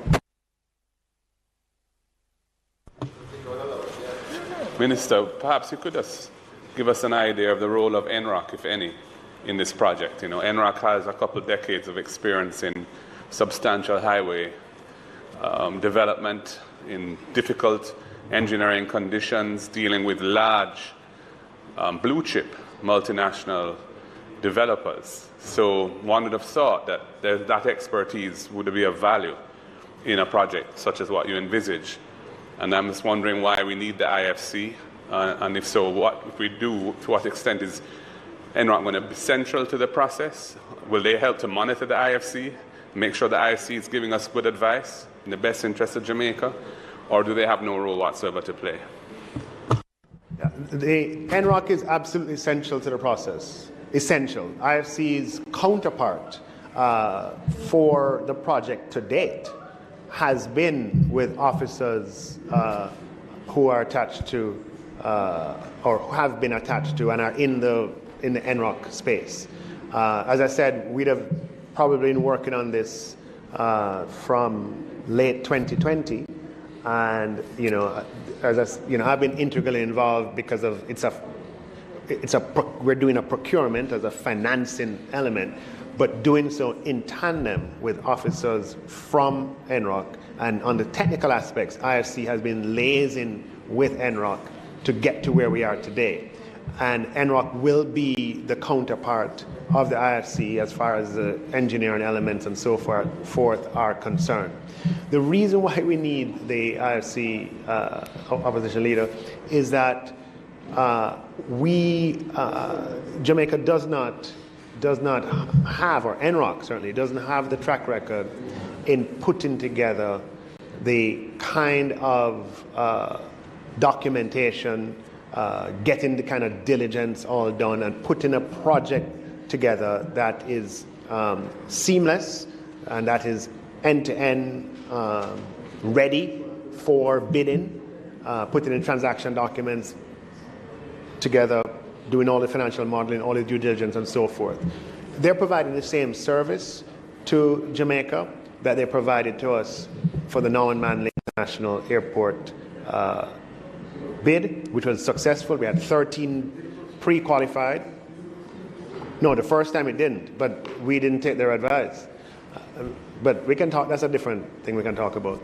So yeah, the Jamaica, has the enviable reputation of building an environment that's seen as very attractive for PPPs. But when the transactions are large and complicated, as this one is, this is the largest infrastructure project that we'd have entertained, this largest single infrastructure project we'd have entertained, it's necessary to seek the advice of entities that have done it before in many, many, many countries around the world and bring that expertise to bear.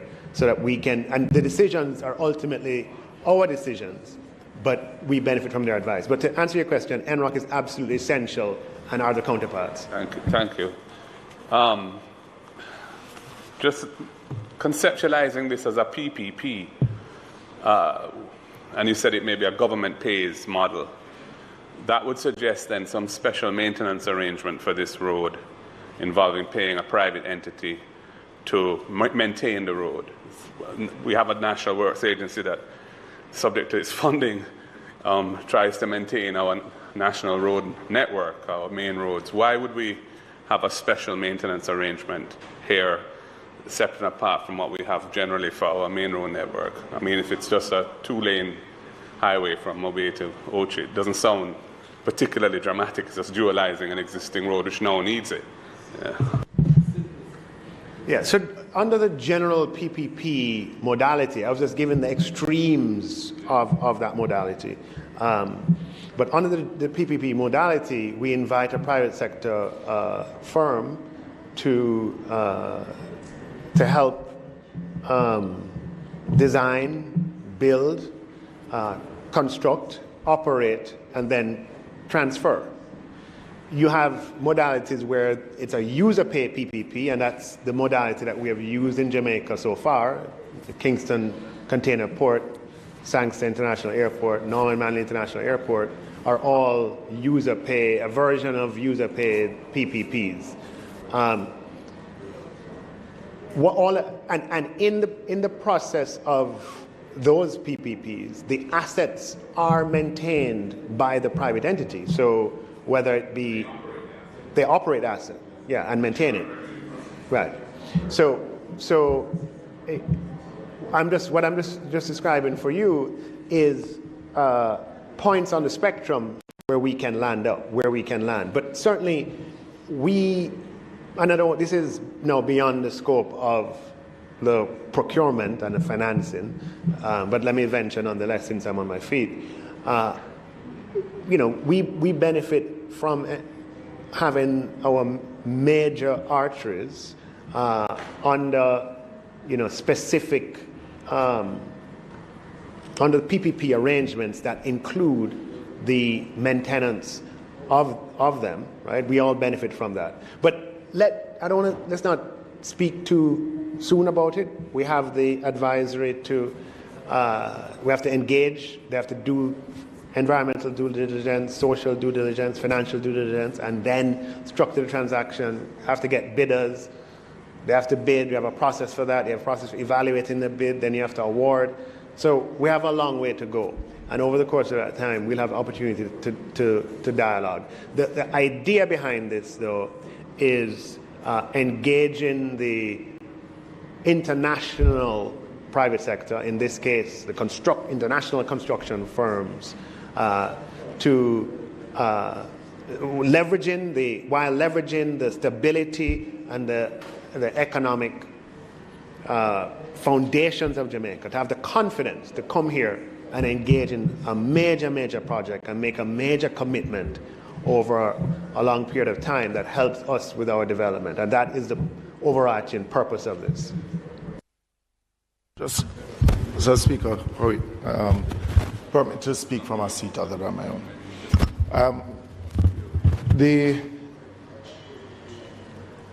What you have brought to the House is really to exempt IFC from the procurement rules.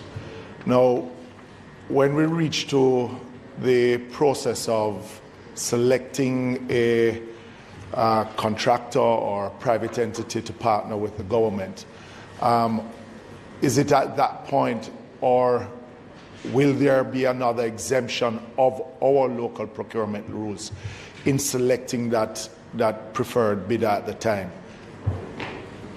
So the idea here is that IFC is going to help us to construct an open and competitive process where it will be an open tender.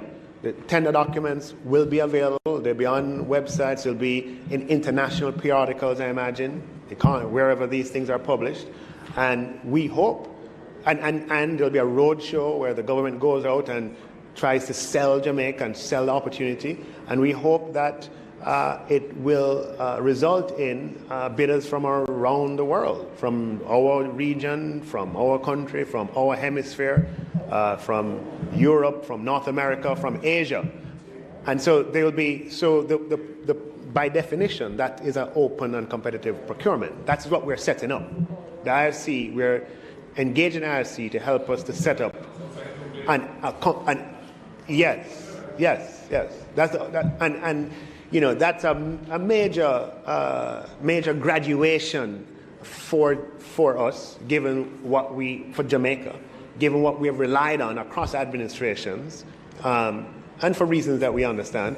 But here we're saying that the sacrifice of Jamaicans that has led to an economy of increasing stability and soundness, these are the ways in which we benefit. Some of the ways in which we benefit, that we can, with confidence, go out and market a massive opportunity that's never been done of this size before, and people have the confidence that they can come here, they can invest, they can transact, they can build, and be comfortable that they will be paid. In the matter of the other PPPs that you have mentioned, the airport, the container terminal, those entities that have invested in it, at least there is a revenue stream coming back to be able to pay for. In this matter, it is we're venturing on virgin territory, in the sense that, if it is that you're looking at them managing that stretch of investment, maintaining, and as you have mentioned in the question to the member, that you're not considering a toll road for that. So there's not a revenue coming back. So in essence, the government itself, from its own coffers, will have to pay back over a period of time for the investment that will be made. Just a suggestion that instead of coming to the House and announcing what has been decided, that when you have somewhat this, look at the various options, as we have, as the acting speaker is the chairman for the infrastructure committee, that it be brought to at least a committee of the parliament, that we can look at the different options also. Just a suggestion, you don't have to take it. Yeah?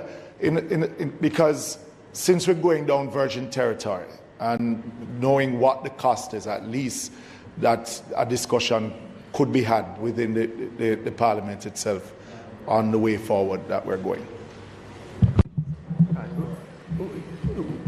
I hear you, and we have opportunity to talk all the time. Some of that conversation is in this format, some of it is in the corridors and in the aisles and so on.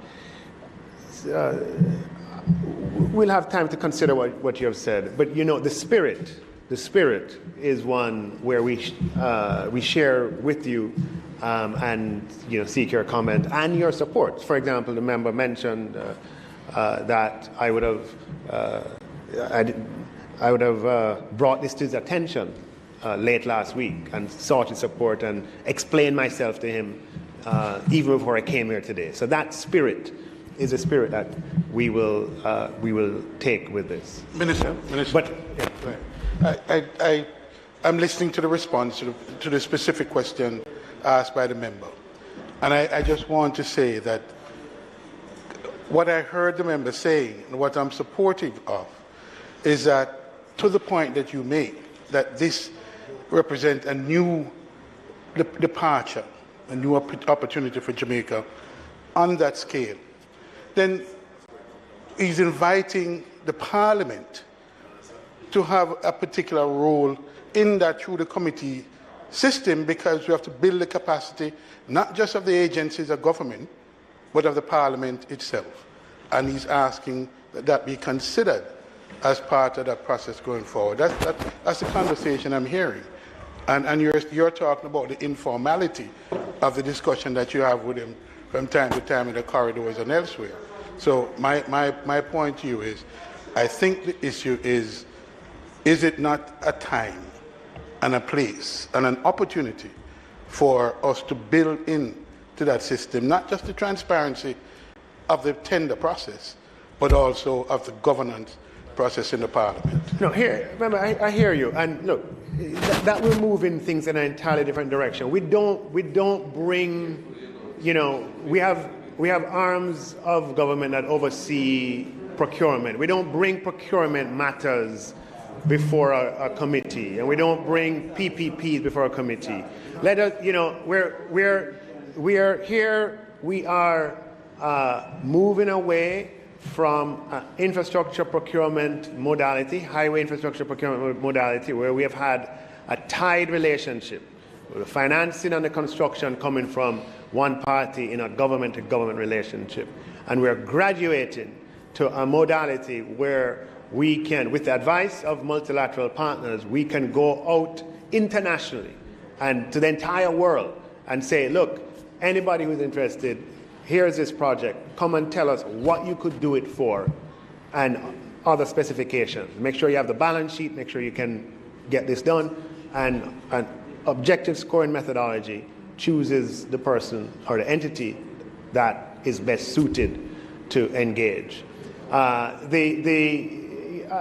hear you on what you suggested. What I would say to you is that, you know, to the extent that you want to change the way in which government functions, there's a constitutional process that will begin, and we can look at some of these questions that I hear coming from this, we can discuss those if we want to change our governance arrangements. But the governance arrangements that we have and that have served us under previous administrations and under current administration is that PPPs and procurement, those are handled by the executive arms, NROC, DPJ, etc. And the process, there's a process. Right? It's not a matter of getting involved with the procurement. You're going into a different realm, unlike with others who came with their financing, we had secured work for Jamaican companies within that finance space. This is now at a different level that you're asking others to finance it and to do the work itself. Right? So even though that you have said that you have not decided on the modality, on how it is, what you're going to be using, it is important also that we protect also our own Jamaican companies locally. So you're talking about a different price of money, a different size of company. Where does the Jamaican companies also fit into that space, into a project like that? So that's all I'm saying. That conversation, that once you have decided on the modality, that we at least have that conversation on how we move forward. That's all I'm saying. So, Madam Speaker, I think we have done more than what is truly expected in this particular matter brought before this Honourable House. This is really the requirement for affirmation of a policy with regards to procurement. We have sort of veered into discussing modalities that are far beyond what is even the scope of the measure that is before us. So it is true that it's an exception, but it is fair that we should allow the minister. Exactly. And then, when the matter is brought and a debate ensues, of course, no. Certainly in terms of, when the arrangement is structured, but that's the object, that is the responsibility of the executive, and I think you appreciate that. Right, you appreciate that's the responsibility. So we don't want to derogate from the responsibility of the executive in this measure. And finally, we have allowed latitude in terms of the number of times members are allowed to make, Mr. Can you allow me, opposition business, can you allow me? Yes, I allow you, yes. We have allowed latitude in terms of the number of interventions members are allowed to make in these matters when it is not a statement by minister. If a statement by minister allows for questions to follow, and even so is structured. So we have to retain the dignity of the Parliament in all its forms. And I appreciate the extent to which you have gone but I would respectfully move, Mr. Speaker, that the member be allowed to close and the appropriate position taken. May it please you. So,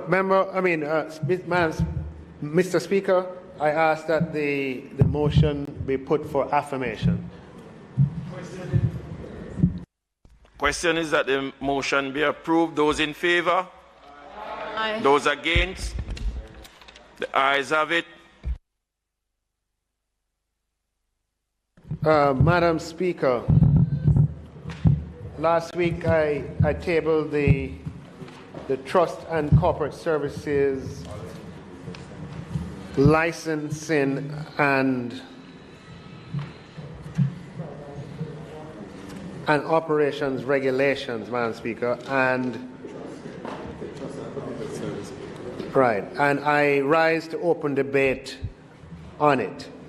It was tabled in the House last week on April 5th, 2022. Madam Speaker, this Honourable House may recall that the International Corporate and Trust Services Providers Act, which I'll refer to as the Act, was passed by both Houses of Parliament in 2017 and was assented to on August 18, 2017. The Act was promulgated to facilitate the establishment of a regulatory framework within which providers of international corporate and trust services could operate. Another key reason for the promulgation of the Act was to prevent the use of trust and corporate services providers, wittingly or unwittingly, for the conduct of money laundering, terrorism, financing, and proliferation financing. So this amendment here is part of our FATF obligations. This Honourable House may recall that the International Corporate and Trust Services Providers Change of Name and Amendment Act, which I refer to them as the Amendment Act, was passed in November 2021, and it amended the Principal Act and changed its name to the Trust and Corporate Services Providers Act. The Amendment Act, Madam Speaker, removed the distinction in treatment between international and domestic corporate and trust service providers by bringing domestic service providers under the ambit of the legislation and, by extension, the regulatory and license regime to be established by the Trust and Corporate Services Providers Act. This amendment was necessary, Madam Speaker, as the Act only provided for the regulation of service providers who provided corporate and trust services to international entities. However, the Financial Action Task Force, otherwise known as FATF, through its 40 recommendations, requires that countries implement measures to ensure that the operations of all corporate and trust service providers, those who provide to international clients as well as those who provide to domestic clients, are not used to facilitate money laundering, terrorism financing, and the financing of the proliferation of weapons of mass destruction. The Act, along with the Amendment Act, have, however, not yet been brought into effect, as these pieces of legislation were awaiting the development and promulgation of regulations. Madam Speaker, these regulations are being made pursuant to Section 47 of the Act. The Financial Services Commission, referred to in the Act as the Commission, has responsibility for the administration of the Act and is authorized by Section 47 to make regulations for such matters as may be expedient for the purposes of the Act, with the approval of the Minister responsible for finance and subject to affirmative resolution. Madam Speaker, I'll now do a clause-by-clause presentation of the specific provisions of the regulations. Regulation 1, Madam Speaker, sets out the title of the regulations, while Regulation 2, the interpretation section of these regulations, sets out the definitions of certain critical terms used throughout the regulations. Madam Speaker, Regulation 3 prescribes the documents and information which must be provided by an applicant for a license to provide trust, corporate, or trust and corporate services pursuant to Section 6 of the Act. It is to be noted that the documents and information required are extensive and are aimed at ensuring that fit and proper criteria are met, and that the applicant has also met such financial requirements as are prescribed and has the relevant professional competence to provide these services. Included in the requirements at Regulation 3, subparagraph 1c, is the provision of a policies and procedures manual, which would demonstrate that effective controls are to be implemented to protect licensees from the threat of money laundering, terrorism financing, proliferation financing, and other financial crimes, in accordance with the provisions under the Proceeds of Crimes Act, the Terrorism Prevention Act, the United Nations Security Council Resolution Implementation Act, and their attendant regulations. Regulation 4 provides that the Commission is to be informed whenever there is a change in the documents or information of an applicant and of the date of such change no later than 5 days after such change has been made. Regulation 5 addresses the requirement for the establishment of a corporate governance framework for the licensee's business and sets out the matters which should be included in the framework, such as a conflict of interest policy and policies, procedures, and control mechanisms to prevent the inappropriate use of client money. Mr. Speaker, Regulation 6 provides for the appointment of an officer of the licensee to see to the implementation and monitoring of the corporate governance framework. Regulation 7 sets out matters relating to a change in the status of the licensee and the form and manner in which notices of such change should be given. This regulation sets out, in accordance with Section 12 of the Act, what constitutes a change in the status of the licensee and includes, inter alia, any action which a licensee proposes to take which would result in a material change in its capital adequacy or solvency, and any change in the beneficial ownership of the licensee, as this will allow the Commission to, among other things, assess the fitness and propriety of such persons. Regulations 8 and 9 stipulate the requirements for the keeping of records by a licensed service provider pursuant to Section 16 of the Act, and includes the keeping of a register of beneficial owners of clients of the licensee. It is to be noted, Mr. Speaker, that Regulation 9, Madam Speaker, paragraph 3, creates an offence as a licensee who includes false or misleading information in the register of beneficial owners is liable on summary conviction in a parish court to a fine for a person other than an individual, and in the case of an individual to a fine or imprisonment for a term not exceeding 3 months. Regulation 10 provides that a licensee may outsource any of the services which the licensee provides. The licensee must, however, give the Commission 14 days notice of this in writing and is mandated to adhere to certain requirements before outsourcing such services. This is important, Madam Speaker, so that the regulator may make an assessment to ensure that this outsourcing does not hamper its ability to supervise the licensee. Any sub-outsourcing of the services without the written approval of the Commission is prohibited, and a breach of the provisions of Regulation 10 could result in fines or imprisonment or both. Pursuant to Regulation 11, Madam Speaker, a licensee is obligated to provide such documents and information, whether in a physical or electronic form, as may be requested by the Commission in relation to any customer or service provided by the licensee and within the timeline specified by the Commission. Regulation 12 stipulates that a trust service provider who enters into a business relationship, a one-off transaction, or any other agreement with a business in the regulated sector is obligated to inform the business that the licensee is acting in the capacity as a trustee and to comply with the request from a business in the regulated sector for information on the beneficial owner and any individual referred to in any document related to the trust. Regulation 13 provides that a licensee who breaches Regulations 11 or 12 commits an offence and is liable on summary conviction to pay a fine if any company, or a fine or imprisonment if or both in the case of an individual. Madam Speaker, to aid the Commission in carrying out its supervisory responsibilities, Regulation 14 provides for the filing of reports or records by the licensee in the form and manner to be determined by the Commission. Importantly also, Madam Speaker, Regulation 15 speaks to the audit of the accounts of the licensee by an independent auditor pursuant to Section 17 of the Act, with the audit to include a review of such matters as may be specified by the Commission by notice published in the Gazette. It also provides that a report provided to the Commission by an independent auditor is not a contravention of the auditor's professional obligation to secrecy. Regulation 16 prescribes how monies held by the licensee on behalf of clients are to be kept and the procedures for the disbursement of client monies.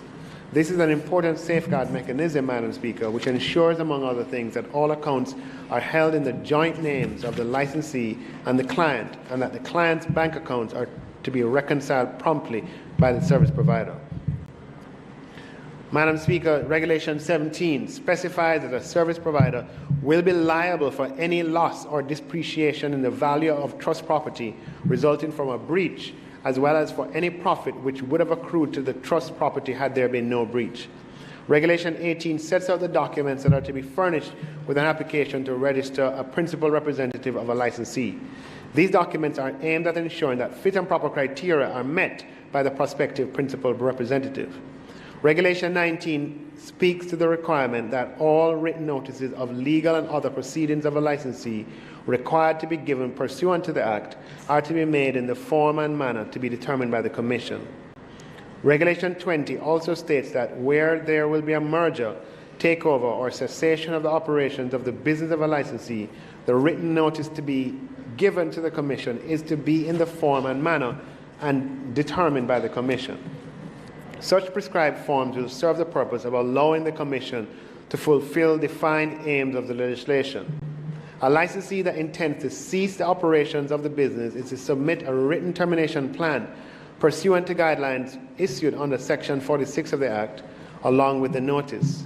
This will enable the Commission to be apprised of the arrangements that have been put in place for the transfer of clients' businesses to another service provider. Madam Speaker, Regulation 21 provides that the licensees are to have a professional indemnity insurance to cover the aggregate of at least 2 times the gross income or projected gross income of the licensee. Regulation 22 sets out the requirements for the licensee to file with the Commission on an annual basis a declaration of compliance in the time, form and manner to be specified by the Commission. This, Madam Speaker, is a very important mechanism in the regulatory regime aimed at ensuring that all licensees are compliant and are operating their businesses in conformity with the Act and these regulations. Regulation 23 makes provision for the establishment of a fair and timely mechanism for the receipt, recording and handling of all consumer complaints by the licensee. Finally, Madam Speaker, as has been mentioned throughout the regulations, the Commission may specify, pursuant to Regulation 24, the form and manner in which an application, statement, notice, return or any other document required to be filed with the Commission is to be made. Such notice shall be published in the Gazette. In concluding, Madam Speaker, the affirmation of these regulations will allow an appointed day notice to be gazetted to bring into effect the Trust and Corporate Services Providers Act, the International Corporate and Trust Service Providers Change of Name and Amendment Act, as well as these regulations, and will allow for the establishment operationally of the regulatory and licensing regime for corporate and trust service providers. This will also enable Jamaica to comply with the requirements of the Financial Action Task Force for the regulation of trust and corporate service providers of both domestic and international clients. Madam Speaker, I now invite the support of the members of this Honourable House in affirming the Trust and Corporate Services Providers Licensing and Operations Regulations 2022.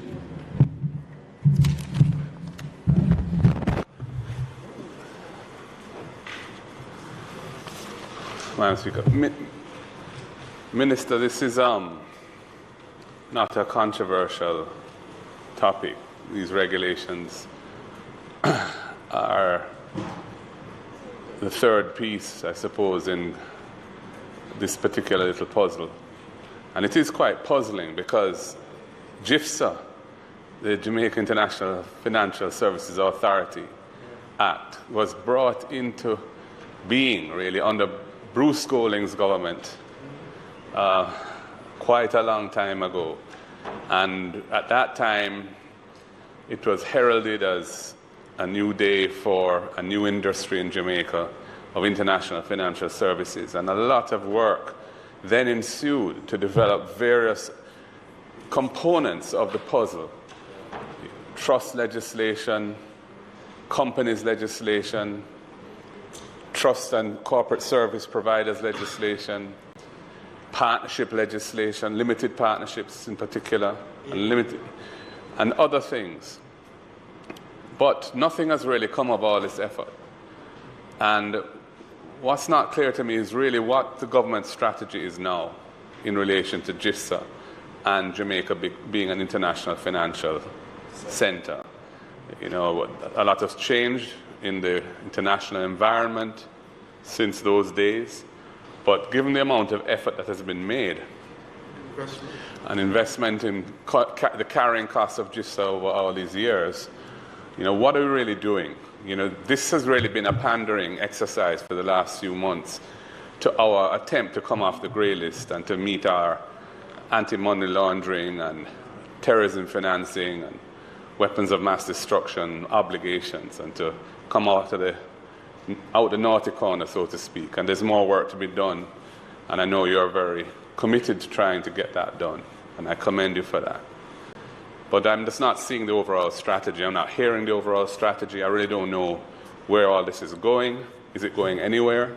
Or has the government basically abandoned this project?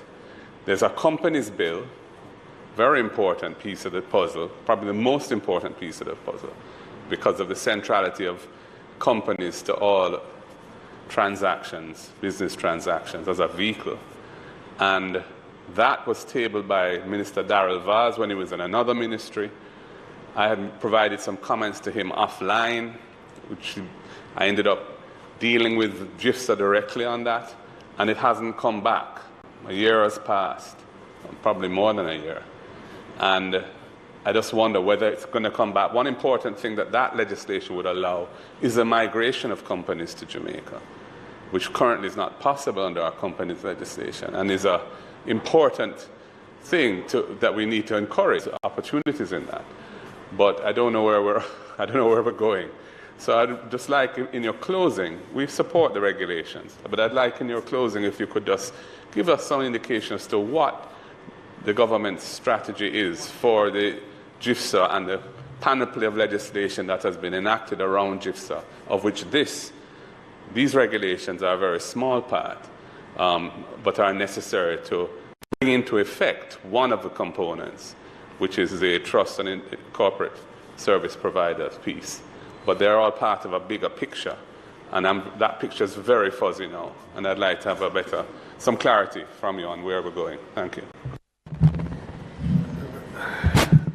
So, Madam Speaker, one of the realities of government under any administration is that there are a portfolio of activities that are divided up, and sometimes I am taking charge of the FATF, right?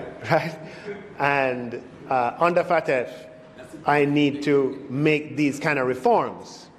But JISTV is somewhere else in government, and one of the unspoken rules is that you don't necessarily talk about things that are not in your shop. Okay? However, I can speak to it from the point of view of FATF to sort of shed some light. So,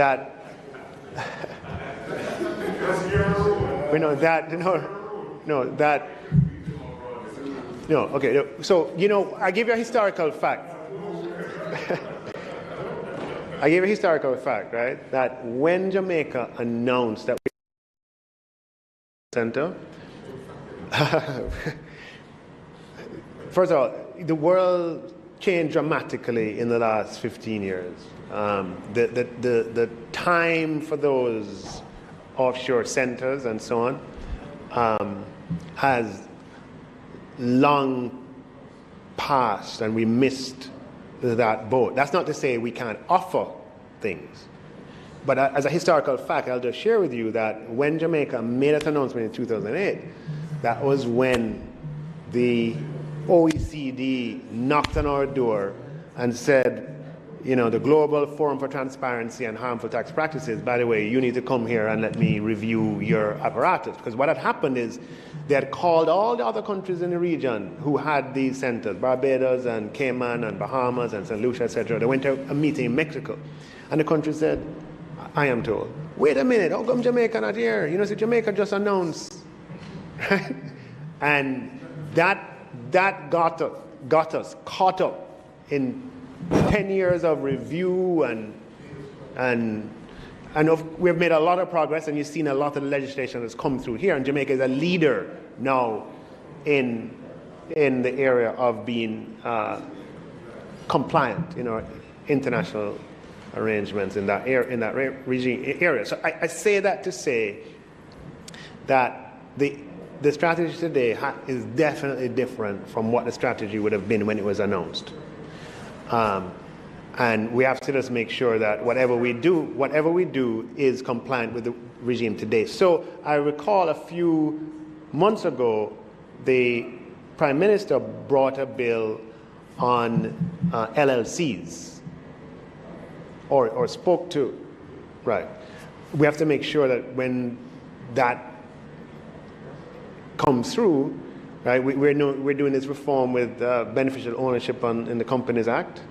Right. If we're going to bring an LLC legislation on the JISTV, we have to make sure that the beneficial ownership disclosures that are consistent with FATF standards are embedded. So everything has to go. No. Right. So let me stick to. What I am doing here today is trying to ensure that we are compliant with our FATF standards and that our arrangements don't, meet with the approval of the treaties and the agreements that we are signatories to. We will continue to develop other areas, but we have to develop them in a way that is compatible. With respect to we'll do some other things though under the Income Tax Act that will help. Right? A lot. But in due course, we have opportunity to talk about them. But I understand your point of view. But please bear in mind that the world today is very, very different from 2007. Yeah. Madam Speaker, I move that the regulations be adopted by way of, I believe that I ask that the motion be approved. The question is that the motion be approved. Those in favor? Those against? The ayes have it. The motion is approved.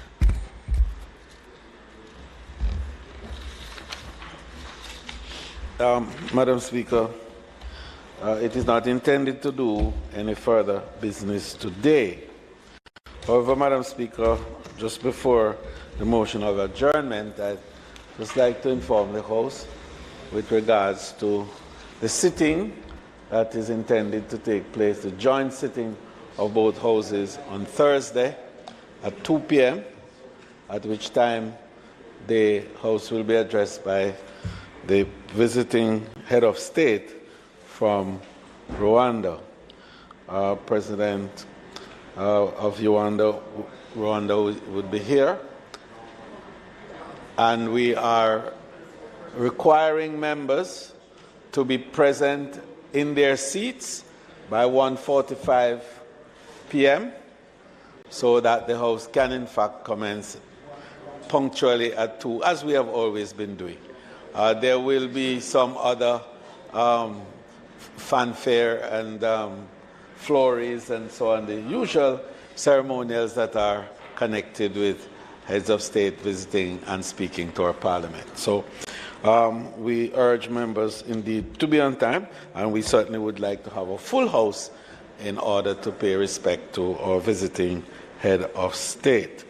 Madam Speaker, I now invite you to adjourn the House for a date to be fixed.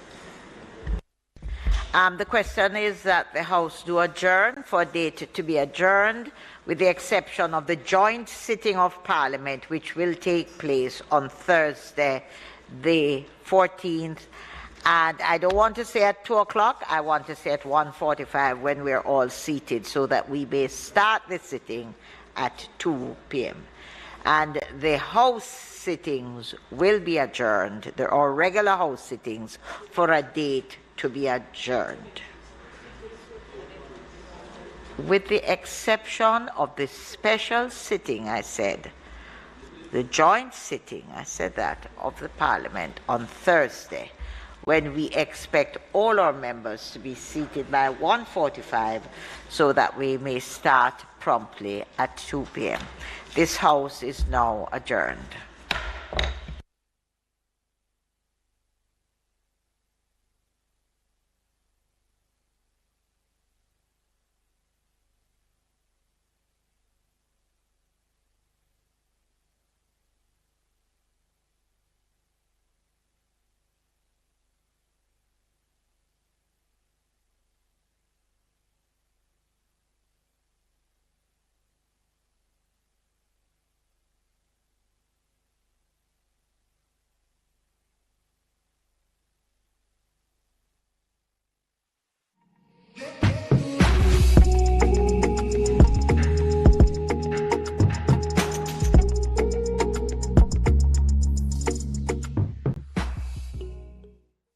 President of the Republic of Rwanda, His Excellency Paul Kagame, arrives in the island on